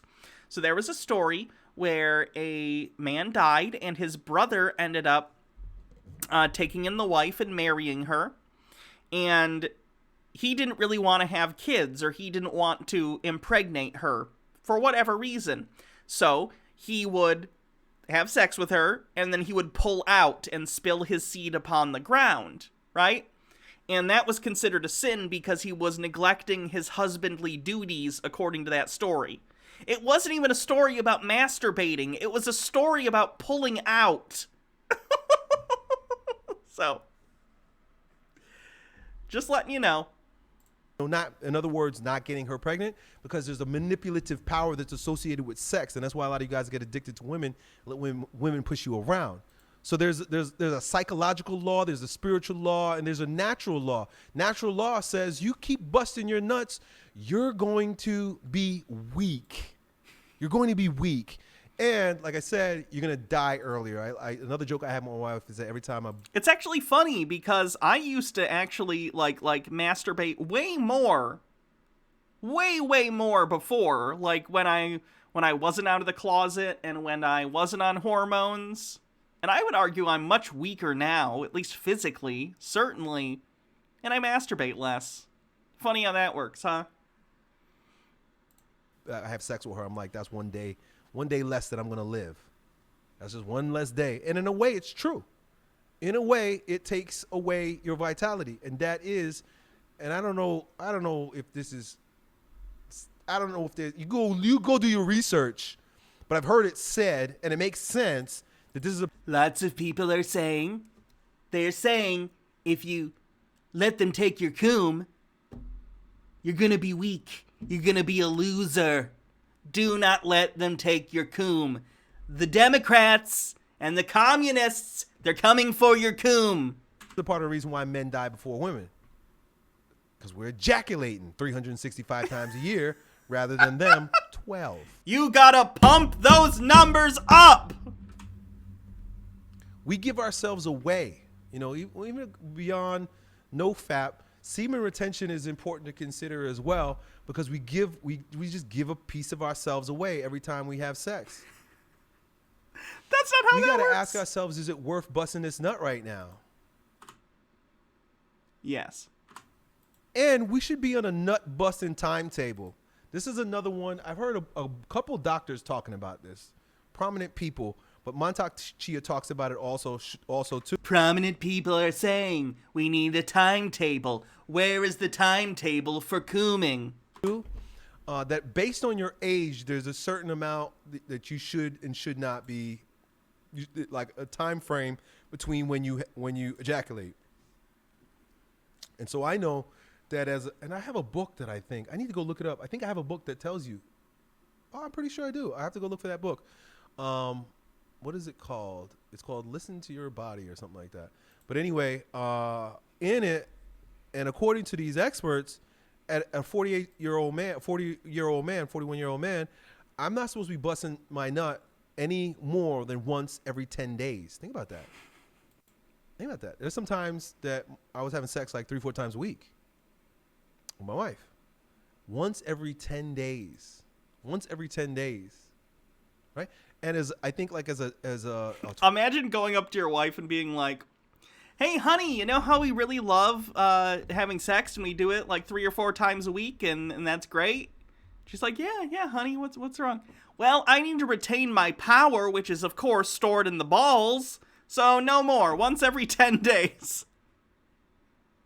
Oh, okay, honey. Gotta keep those balls powerful. 20-year-old, it shouldn't be something like once every 5 days, right? And as a 30-year-old, it should be like once every 7 days, something like that. Go look it up. I don't remember the author of the book, but look into this stuff. You do your own research. I'm just kind of like throwing it out there to pique your interest. So that's it, man. Yeah, I think it's a good idea. I think semen retention is a good idea. I think NoFap, it's supported by the spiritual law, the moral law, the natural law. It's not virtuous. It's not manly. It's not a good thing to do. Fellas, is it gay to touch your own dick? Unironically, his point is that. It's not even my opinion or my judgment. Just it quite literally is, actually. Just look at the fruits or the lack thereof. And so that's it. That's my opinion. Hope that helps, dude. Done. Yo, it's your bro, Elliot Hulse here. I hope. Oh, Elliot. Elliot, no. Well, now we know how often Elliot has sex with his wife. Didn't need to know that one. Bit messages. Ginger Snap, thank you for the bits. Pyromancer, thank you for resubscribing with a 4-month streak. Nick says, what is it with trad cats and the unironic they're trying to steal our bodily fluids?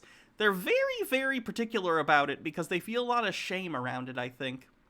Arch Zino says, all the greatest athletes didn't F, huh? Explain the Olympics then, where they literally hand out condoms everywhere to the athletes because they're constantly boning. Nick says he's probably tired because he does all the work. Abby, my dude, says Elliot wouldn't last 1 day of a menstrual period.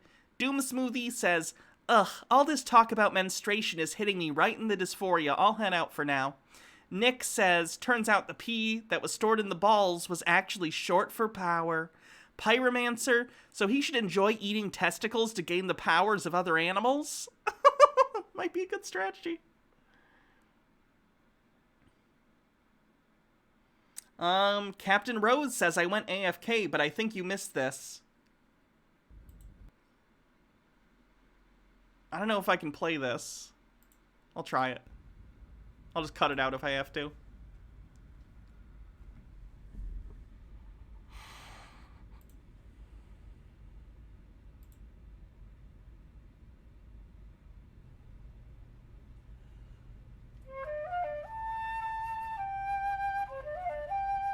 God damn it.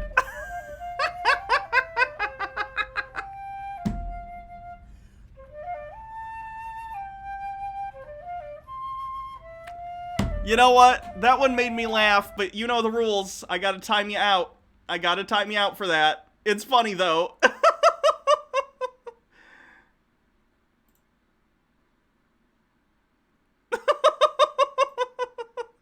Rickrolling isn't allowed, folks. That was a pretty good one, though.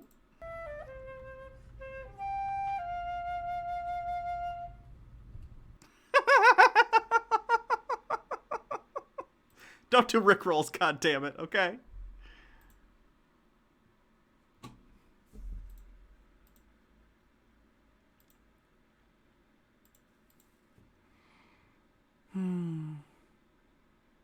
No, it wasn't Daddy Sume.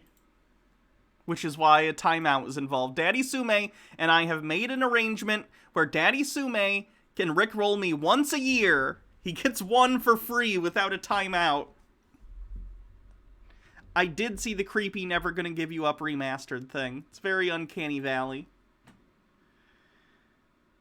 Okay, I'm gonna save these videos for tomorrow's Chud Watch. We're doing like 3 Chud Watches in a row, I guess. We'll raid someone. Again, going for about 3 hours.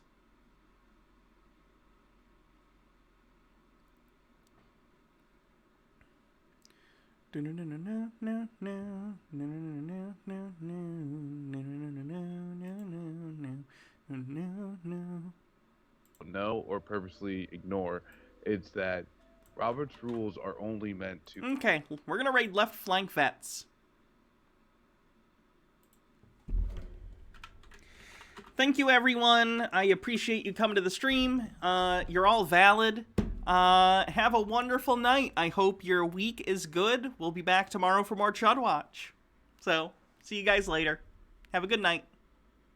Oop, can't hit the button yet. Now I can. Now good night, for real.